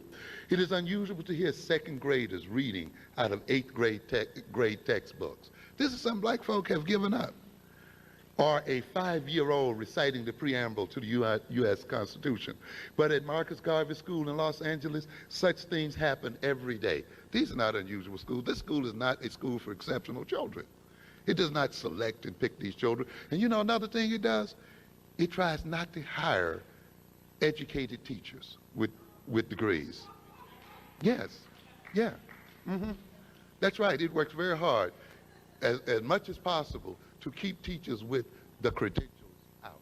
They train their own teachers, you see, and develop the kind of teachers they need. If you know yourself well, if you know the world you live in, you know immediately that no matter how credentialed teachers are today, they are not fit to teach African children. You will know that. You will also know then that you as an African people, we as an African people, must train the people who will teach our children. We must define the kind of education that they must have. We cannot let another people set the standards for credentials and so forth and impose themselves upon our children. No people who are sane, no people who are concerned will let another people set standards for who teaches their children. Any people who love their children are very careful about the kinds of people they let come into contact with them. That is why white folk, before they let you come in contact with their children, will make you go through 11 dozen years of white education before you can get to them. Because they want to make sure that you've been appropriately indoctrinated, your values have been appropriately twisted, your whole outlook on life has been appropriately set up so that you can maintain them and their way of life. But we're the only people who say, oh, you got a BS, you got a BA, you got an MS, come on in.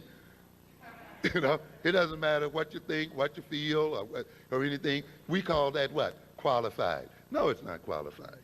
Now, he goes on here to say, in Los Angeles, it happened every day. What is even more interesting is the fact that all of the more 300 students are black. No white folk in here. In mid-April, at the African People's Conference held at Compton Community College, I watched youngsters from the Garvey School put on a demonstration of academic prowess, the likes of which I had never seen before. A 4-year-old girl spelled words like bizarre, pharmaceutical, sardonic, impeccable, and when asked, knew what they meant. A 9-year-old performed algebra problems, 9-year-old, all right, performed algebra problems on a chalkboard set up on the stage, and 2 tiny tots had to stand on a chair in order to demonstrate their ability to write their names and the alphabet on the chalkboard. Claim your Africanness. I'm telling you, when you claim your Africanness, you're going to get your mind back, and you're going to get your intelligence back, I'll guarantee you. At Marcus Garvey School, 4th graders regularly work from 12th grade textbooks, and academic excellence is the rule, not the exception. And the principal of that school states this: we will spot any white school in the country 3 grades and outperform them in reading and math. Okay? This is the confidence that comes from knowing who you are and what you're about, and knowing your potential as a people. You don't have to beg and crawl and lay down in the street to go to school with other people's children to be the greatest intellects in the world. There's no need of it. You didn't do it before. Why do you need to do it now? In 1978, he had an opportunity to prove his statement. At the end of the term, identical tests were administered to both the Marcus Garvey 3rd grade and to the 6th grade of a public school for gifted children. The Garvey School 3rd graders scored higher on both reading and math. 3 grades ahead, gifted children, gifted white children. And I can talk to you about other cases here that I have here where even black people in public schools who became dedicated to their public schools achieved. The schools who, this is by Dr. Barbara Sizemore, who studies effective black schools. The children who attend this school live primarily in public housing, the Bedford Housing Authority, that is on Bedford Avenue. We're speaking here in Philadelphia. And a low-income census zone surrounds this school. 77.9% of these children get free and reduced lunch. Around 78% come from single female-headed families. And also the turnover rate in the school is 57%. That means every September, 57% of these children don't show up. They go to some other school or they transfer or whatever. In this school, in the past year, 1989, on the California Achievement Test, which was administered in April of 1989, 91% of these children scored at or above the national norm in mathematics, with 55% in the top quarter nationally. This is a school which is 98.9% African American. This was the highest achieving elementary school in the city in mathematics. Not of black schools, but schools in general, of white schools and others. There are other instances mentioned here as well of the Madison School in Philadelphia, again in a so-called poverty-stricken area. The African-American children in Madison School have reached or exceeded the national norms in reading and the white norms in the system. Pittsburgh has three norms: the black norm, the national norm, and the white norm. These children have exceeded the white norm in reading for 5 years in a row at the Madison School. So what are we saying here, ladies and gentlemen?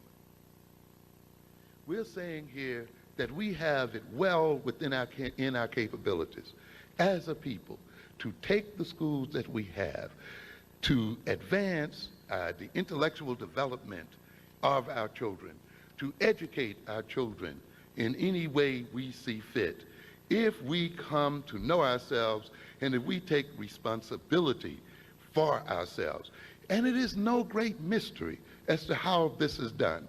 I have here a reference to an article, I think it was last Sunday's New York Times here, magazine, no, it was February 21st, We Shall Overcome, this time with algebra, talking about the Bob Moses story and Project Algebra, and how he is taking an educational approach based on the history and experience of African people and using that educational approach to advance the intellectual development of black people in mathematics. Another story here in the Newsweek magazine of September 23rd, 1991, with the cover was Cleopatra Black, an interesting magazine in itself, that talks again about this black school in California, where students pursuing the African ideal at their early morning assembly called by a Kiswahili name, the school's 42 students, all African American, pledge to think black, act black, speak black, buy black, pray black, love black, and live black. Students sing Bob Marley, not Francis Scott Key. They recite Langston Hughes and not Vachel Lindsay. We have a rich tradition to share, says the executive director, who wears African attire, and a bright future. The Academy is graduates of the only blacks in the local high school's advanced placement classes. In other words, where you see an African-centered curriculum, where you see African people acting on the basis of their African history, you see African intellectual development and superiority occurring. An older magazine you might find of interest in your library, published September 1982, Discover magazine, with an interesting question: IQ, are the Japanese really smarter? You know, a lot of people asking that question today, right? And I think it's interesting here to note that the dramatic evidence that there is a disparity between Japanese and American IQ levels appeared in the May issue of Nature, that's the science magazine journal. In a 2-page report, Richard Lynn, a British psychologist, cited that in a single generation, I want you to keep this in mind, the national mean IQ score in Japan has risen 7 points. By the way, the mean IQ score for black people has also risen over time as well. And you can raise the average IQ of people. Do not believe in this mythology that your IQ is fixed at birth. People can be taught to be intelligent and can learn to be intelligent. To a great extent, the history of African Americans has been a learning, but a learning to be dumb. It takes intelligence to learn even that. And so, yes, we learn very rapidly. It's not smart to be smart. It's smart to be dumb. You know, that takes a certain amount of reasoning, doesn't it? And perception. You know, you young people there, you learn when your peer groups will call you a nerd for being smart, when you are excluded or rejected because you study, When they call you a white boy, a white girl, or tell you you're acting white because you read, because you study, because you turn in your homework, you learn very rapidly, don't you, to give it up, to put on the dumb act, to actually become dumb, to work hard at being dumb, so you can be what? Accepted and loved. That's a smart move, right? It's a smart, dumb move. And yet, so many of our people get it. That means, though, that there was enough intelligence there to see on which side the bread was buttered. But here then, within a single generation, the IQ raised 7 points. And the average IQ for the country's younger generation was the highest in the world. Moreover, according to Lynn's figures, about 10% of Japan's population has an IQ level of more than 130, while only 2% of Americans and Western Europeans achieve that score. Lynn calculated that a full 77% of the Japanese have IQs above Western European and U.S. averages. Now, let me just hook into some here. Does that say that they were naturally smarter? Let's look at this. By correlating Japanese and American results, Lynn determined that the average Japanese score was 111 compared with the U.S. score of 100. His study did not ignore Japanese adults. Even among those born as early as 1910 and through the groups born in the 1930s and 40s, Japanese consistently scored a few points higher than Americans. But the great mental leap forward, but this was not always the case now, and get this sentence, a lead of 11 points over the Americans did not come until the generation born after World War II. In other words, the Japanese IQ did not surpass the American IQ until after World War II. You say, why did this occur?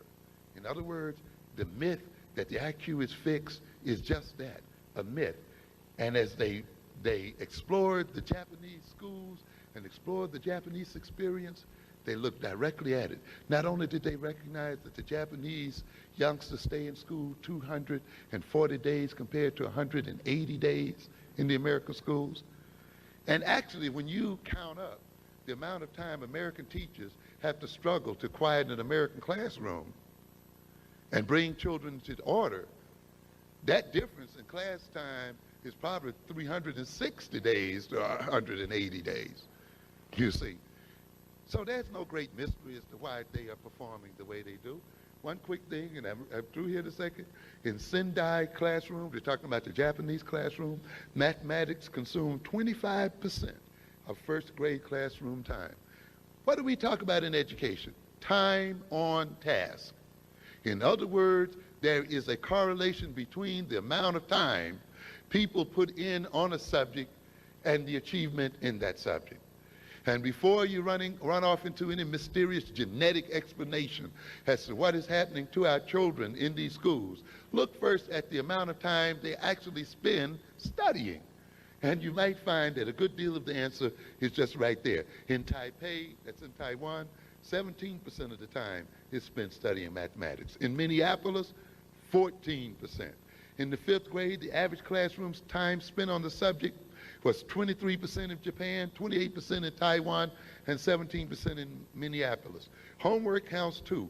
In Japan, first graders spend an average of 4 hours every week at homework. In Taiwan, they spend 8 hours a week. In the U.S., they spend 1 hour and 20 minutes. So is there a difference? Is there any mystery to it?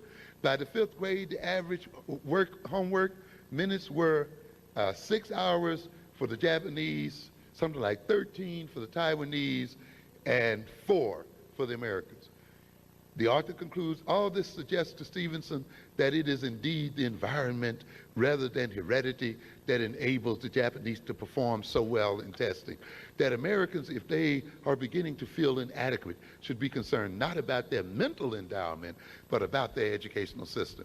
Look at us African people with a magnificent genetic inheritance. Look at what the possibilities are for us if we claim to know who we are, if we embrace our African identity, and if we came to love our African self. If we came to have confidence in ourselves, and if we as a people decided to take responsibility for ourselves, we have been given the most talented children on this earth. We've been given the best brains on this earth. It only now matters that we use them. Thank you very much. Thank you.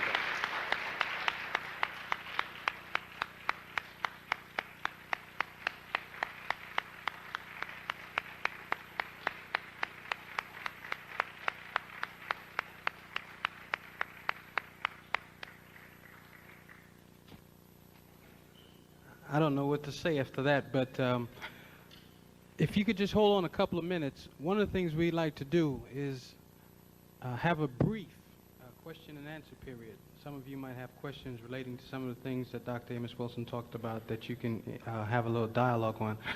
So we're going to take about 5 minutes. You can stretch your leg, go to the bathroom. We have some books outside. There's some tapes also of this lecture that will be available for sale upon completion.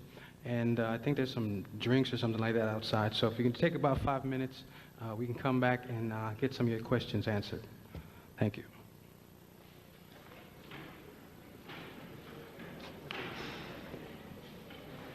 You suggest. Okay.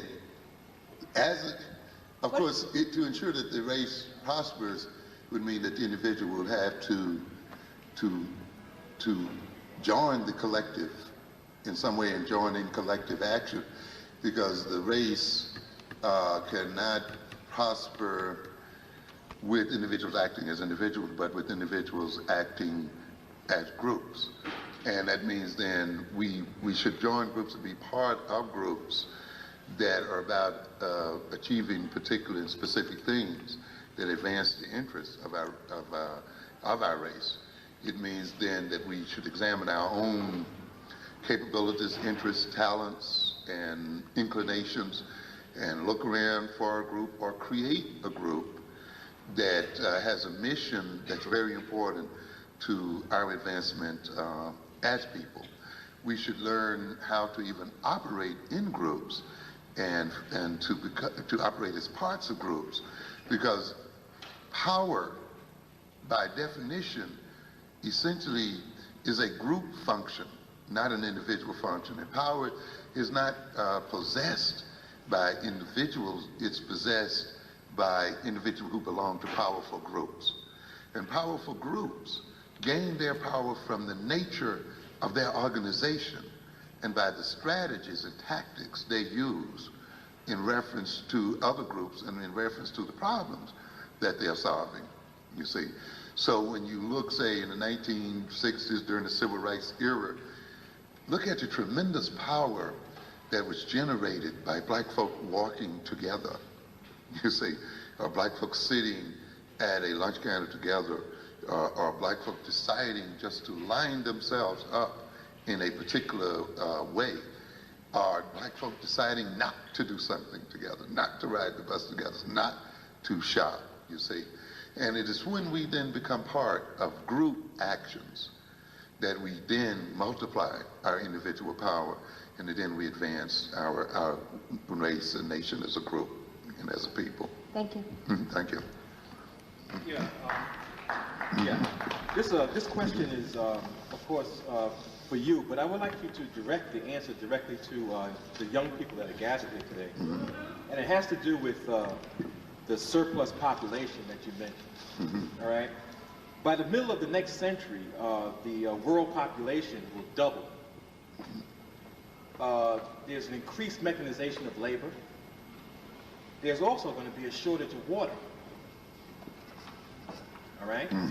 This will inevitably bring about, also I'd like to add to that, there's also a shrinking in the world's grain production is not keeping up. So when you have such a large group of people, I'm talking about African people globally, that are going to be basically, who cannot defend themselves, nor find a place within the economic niche in the world. Basically, I think that these children are going to have to be taught that they're going to have to struggle for their position in the world. Yes. That there's going to be increased conflict, not less. Right. Okay. Thanks for bringing that up. It's a very, very important question and a very, very important issue. Because, of course, when I was talking about the crisis in white supremacy and the economic crisis, I wanted to get across the point that crisis also represents opportunity. We should not look at then those things that I listed and assume then that means we should give up. As I think Richard Nixon, someone says, when the going gets tough, the tough get going. And in a sense, when I read the kinds of things that I read and I talked about the kind of things that I'm talking about, I'm talking to the tough. And so if you're truly tough, then this should be an invigorating message. It's not a message to depress you, but to really motivate you to say, hey, if the world's resources are getting smaller or are shrinking, if there's increasing scarcity, then it is time for me, and I'm speaking in terms of our people, to see to it that we get an appropriate share of those resources. To a great extent, when we talk about racism and we talk about the status quo, to a great extent, the status quo is built on the idea that resources are not limited less. And therefore, some group tries to organize not only itself, but other groups so that it can get its share or more than its share of the limited resources. And as we look then and see these resources becoming more and more scarce, our job opportunities become more and more scarce, we have to become very tough-minded and decide that we are not going to be the people with on the short end of the stick. It's very important for you to notice, to learn to read business statistics and to learn to read employment statistics. Why, for instance, do you get the statement that the economic system grew at a rate of 1.6? You know, you hear that often. Or the economy grew at 1.8. Well, what does that really mean? What it really means is that if you have a growing population, the economy has to grow as fast or faster in order for the new people coming into the job markets to have jobs available to them. An economy that is not growing or that is going too slow, that it is not creating new jobs or not creating enough new jobs, it means at some point the population and the number of people who may even be qualified for jobs will outnumber the number of jobs available. And as I told you earlier, this creates severe problems.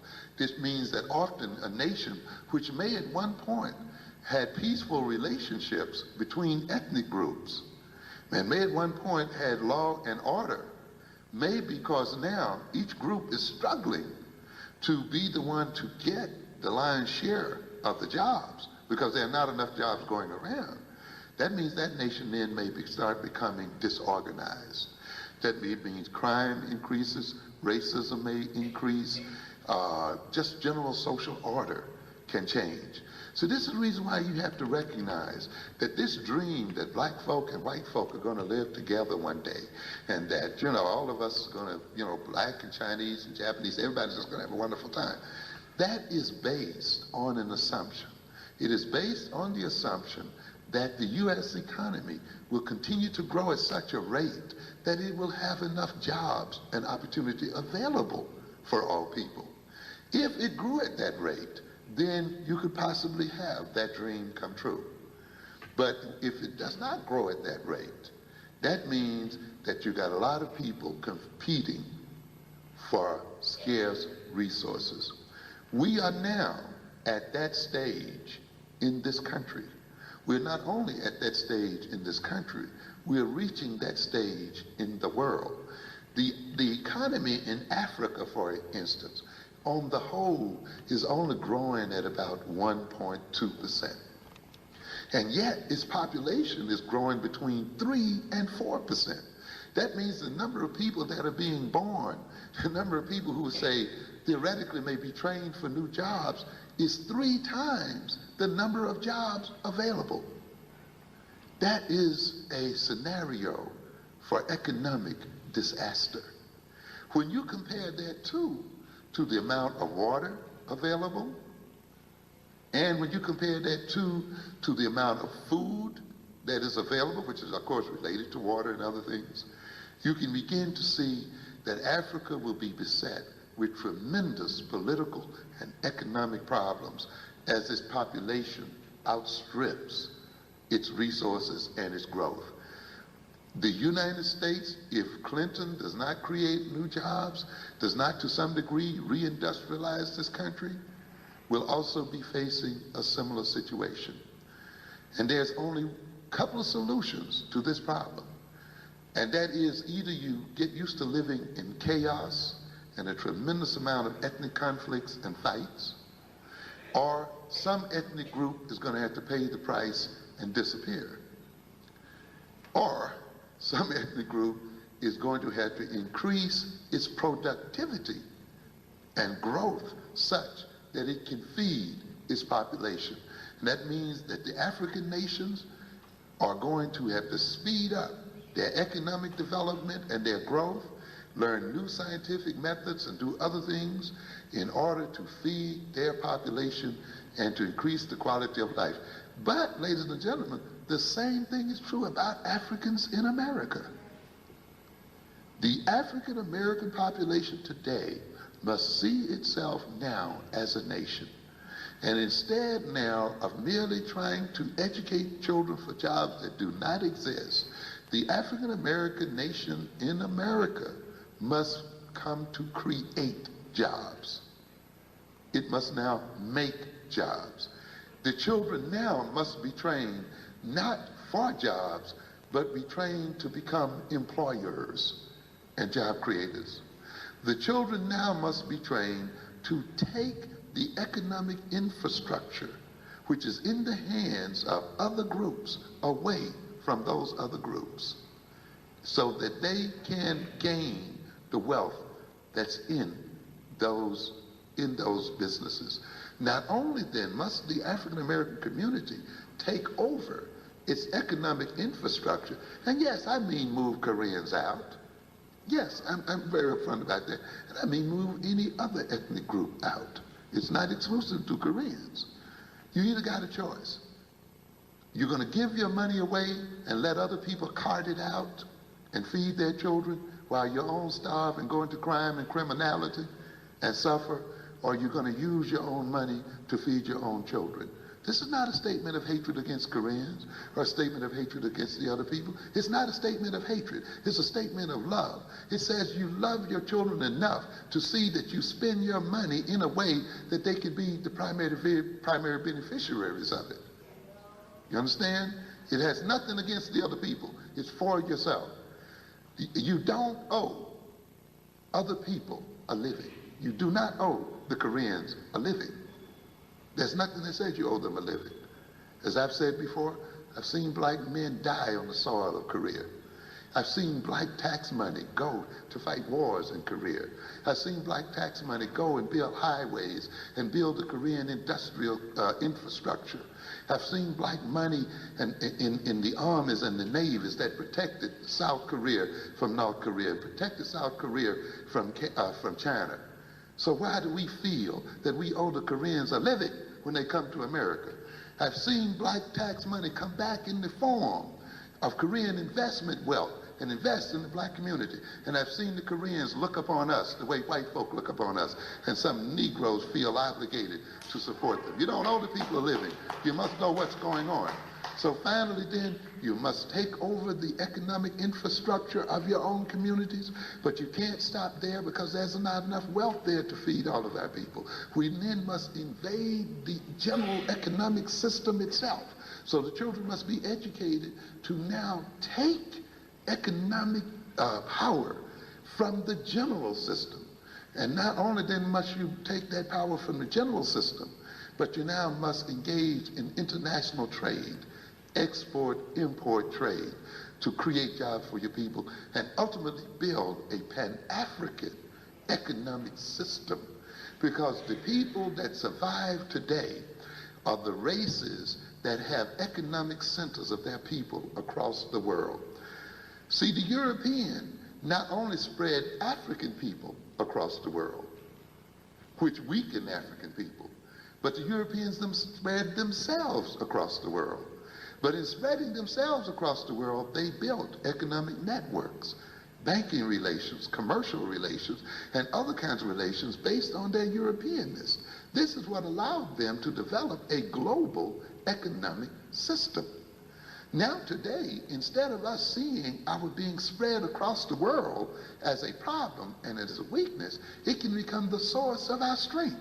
It means then that we can build economic relations between blacks in New York City and Los Angeles and all in between, between blacks in America and in the Caribbean, in Central and South America, between blacks in the Caribbean and in America, with blacks in Africa and blacks all over this world. But it must be based on what? A sense of Africanness and a sense of one peopleness. And when you have that, you can, despite these statistics, begin to transform your situation. And if need be, you might be able to even move other people out of their places to make place for yourself. Even though a lot of people think that's immoral, but that's the way the world works. What can I tell you? People have not hesitated 1 minute to move us when it suited their needs. And our not moving them when it suits ours is not going to save us from being moved by them. So we have to face up to the fact that we have some dire circumstances. Yes, ma'am. As you mentioned earlier in your lecture, the population schools now are such that the classes are overcrowded. How can we help our young people when the classes are overcrowded and teachers are quite naturally get impatient if a child is not walking a straight line and folding their hands for 6 hours and keeping quiet? How can we help them with their self-esteem when they're knocked down by the teachers in the classroom? Well, there are a number of things we can do. Of course, the ultimate thing we must go at is try to get the teachers out of the classroom. That's a long-term goal. One of the reasons why I'm writing this book, Developmental Cycle of the Black Child, Awakening the Natural Genius of Black Children, the next book will be Educating the African American Child for the 21st Century. Because I'm trying to lay down a rationale, a theoretical and practical basis for how black children can be educated within the context that you mentioned. I'm also trying to lay down a basis and a rationale that we can take to the schools of education and say, look, we want the curricula of these schools changed to meet the needs of our children based on this information based on our psychology, our knowledge of ourselves. We now want to set the standards for credentials. Since whites are no longer in these schools, we do not see any reason why the standards set for white folk should any longer be operative in these schools, you see. So we have to now examine the credentials, we have to examine the teacher training, and now just as actively as we moved in the 60s against certain injustices, we now have to move intellectually and otherwise in this moment to change teacher training. The book I'm writing proposes what I call a theory of education. Do black children learn according to a different style than whites? And why do they learn that way? If we assume that they do, then what method of teaching is best for that style? Now, we have the information, we have the research information, we have the factual data to be clear on these issues. Now we have to go to the powers that be, and we have to become the powers that be and say, look, we want the schools to be restructured in this way to meet these standards. The other thing is, of course, we have to maintain surveillance. Teachers and people can only get away with that behavior if they are unwatched by a community. And if the community does not represent itself, either formally or informally, in the school situation, such that it can prevent this kind of behavior. This can only occur when parents have abandoned their educational role and are not a part of curriculum training and not a part of the standards by which children are taught and schools are run and principals are selected and teachers are fired or whatever, you see. So when parents abdicate their natural right to surveil what is going on in the school, their natural right to be a part of school governance, their natural right to go to district meetings and other meetings to demand change, then you're going to have that kind of behavior. The other thing that can be done, of course, to a great extent, the education in self-esteem, the education in self-confidence and so forth, is really the responsibility of our culture. That basically has to take place in the home and in the cultural institutions that we have, such as the institution you have here right now, you see, where both adults and youngsters are educated in the culture. This takes place in after-school programs, which can occur in the schools themselves, you see. In other words, after the formal school is over, then let the cultural education, the tutoring, the support take place. Weekend schools.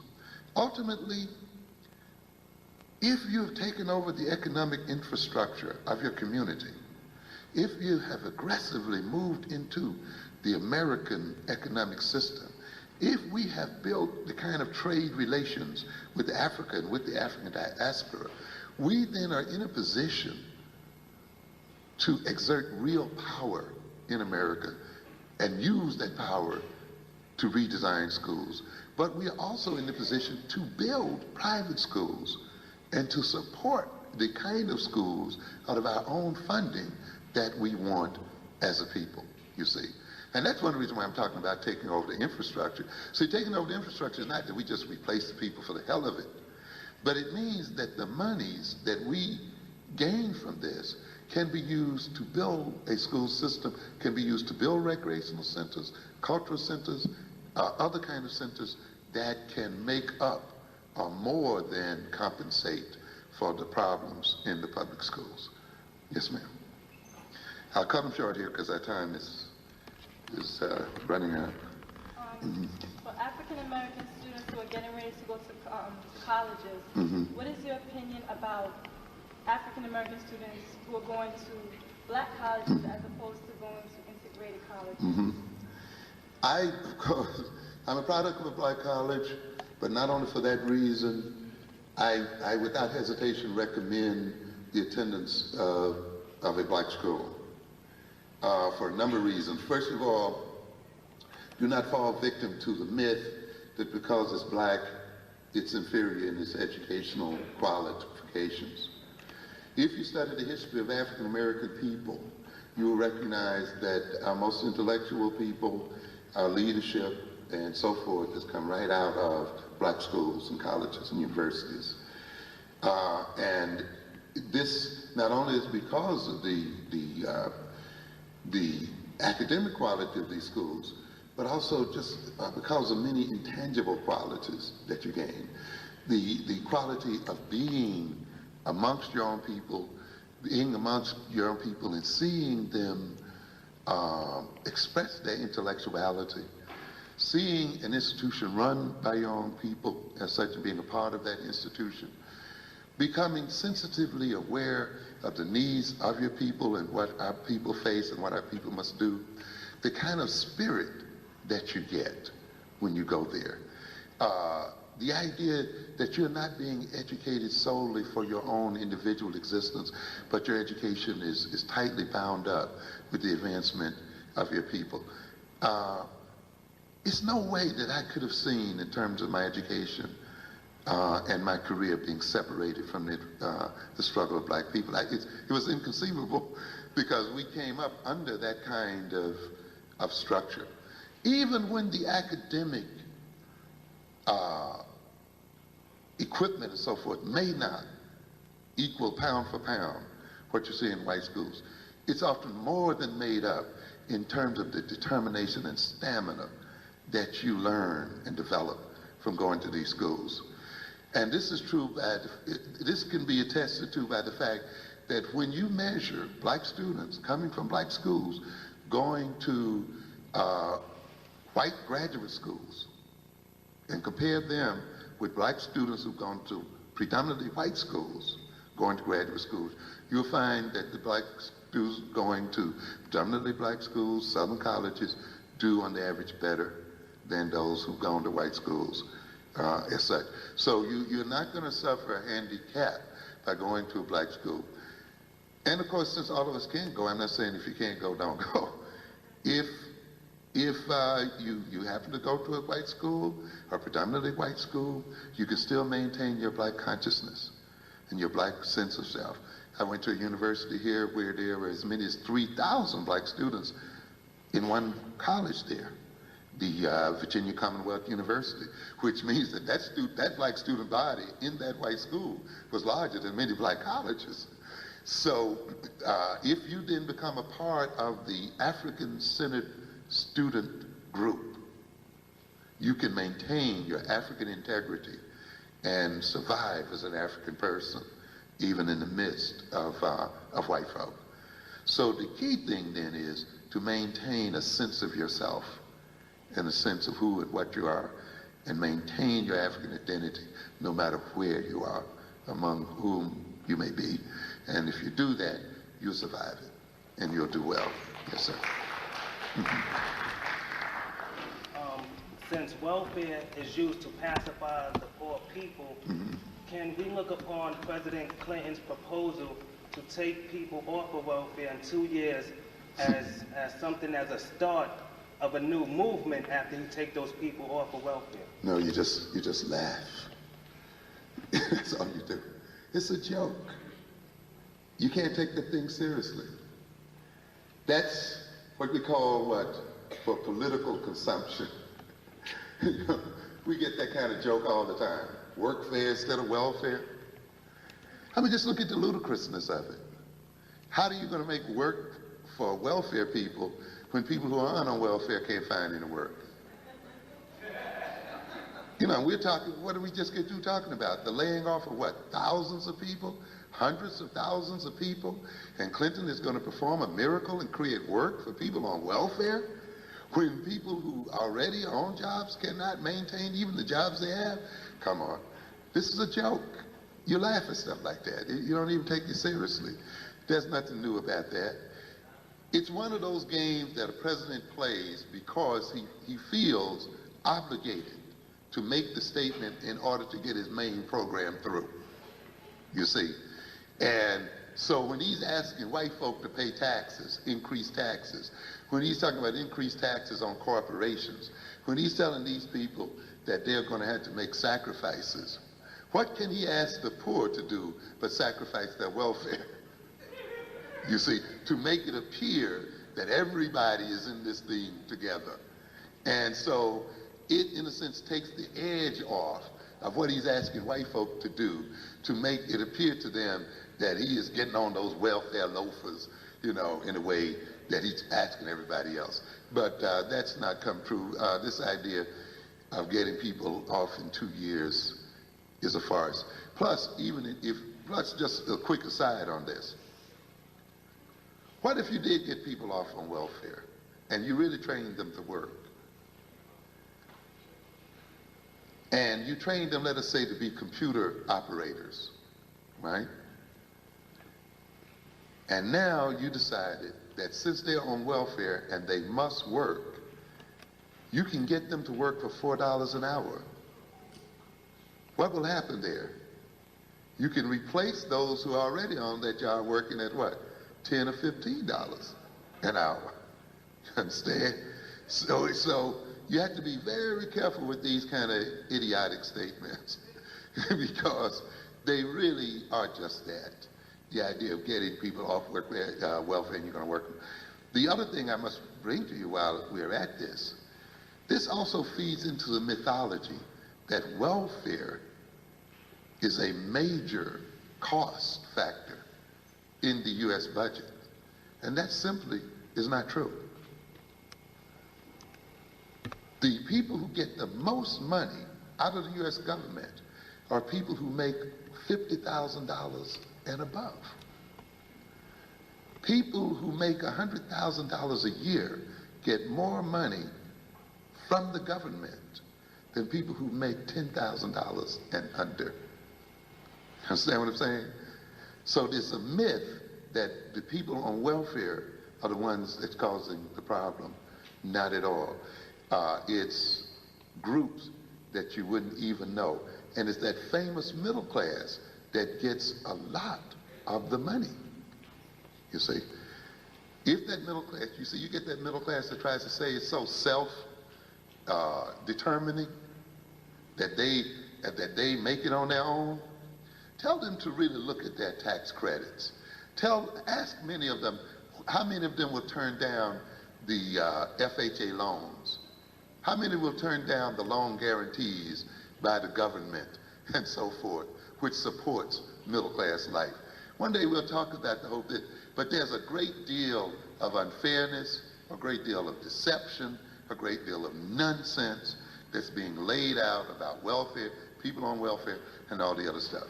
You can only get over this, though, if you really read and come to understand what is actually going on in the world and act in your own political interests. Thank you very much for your attention. It was great being here.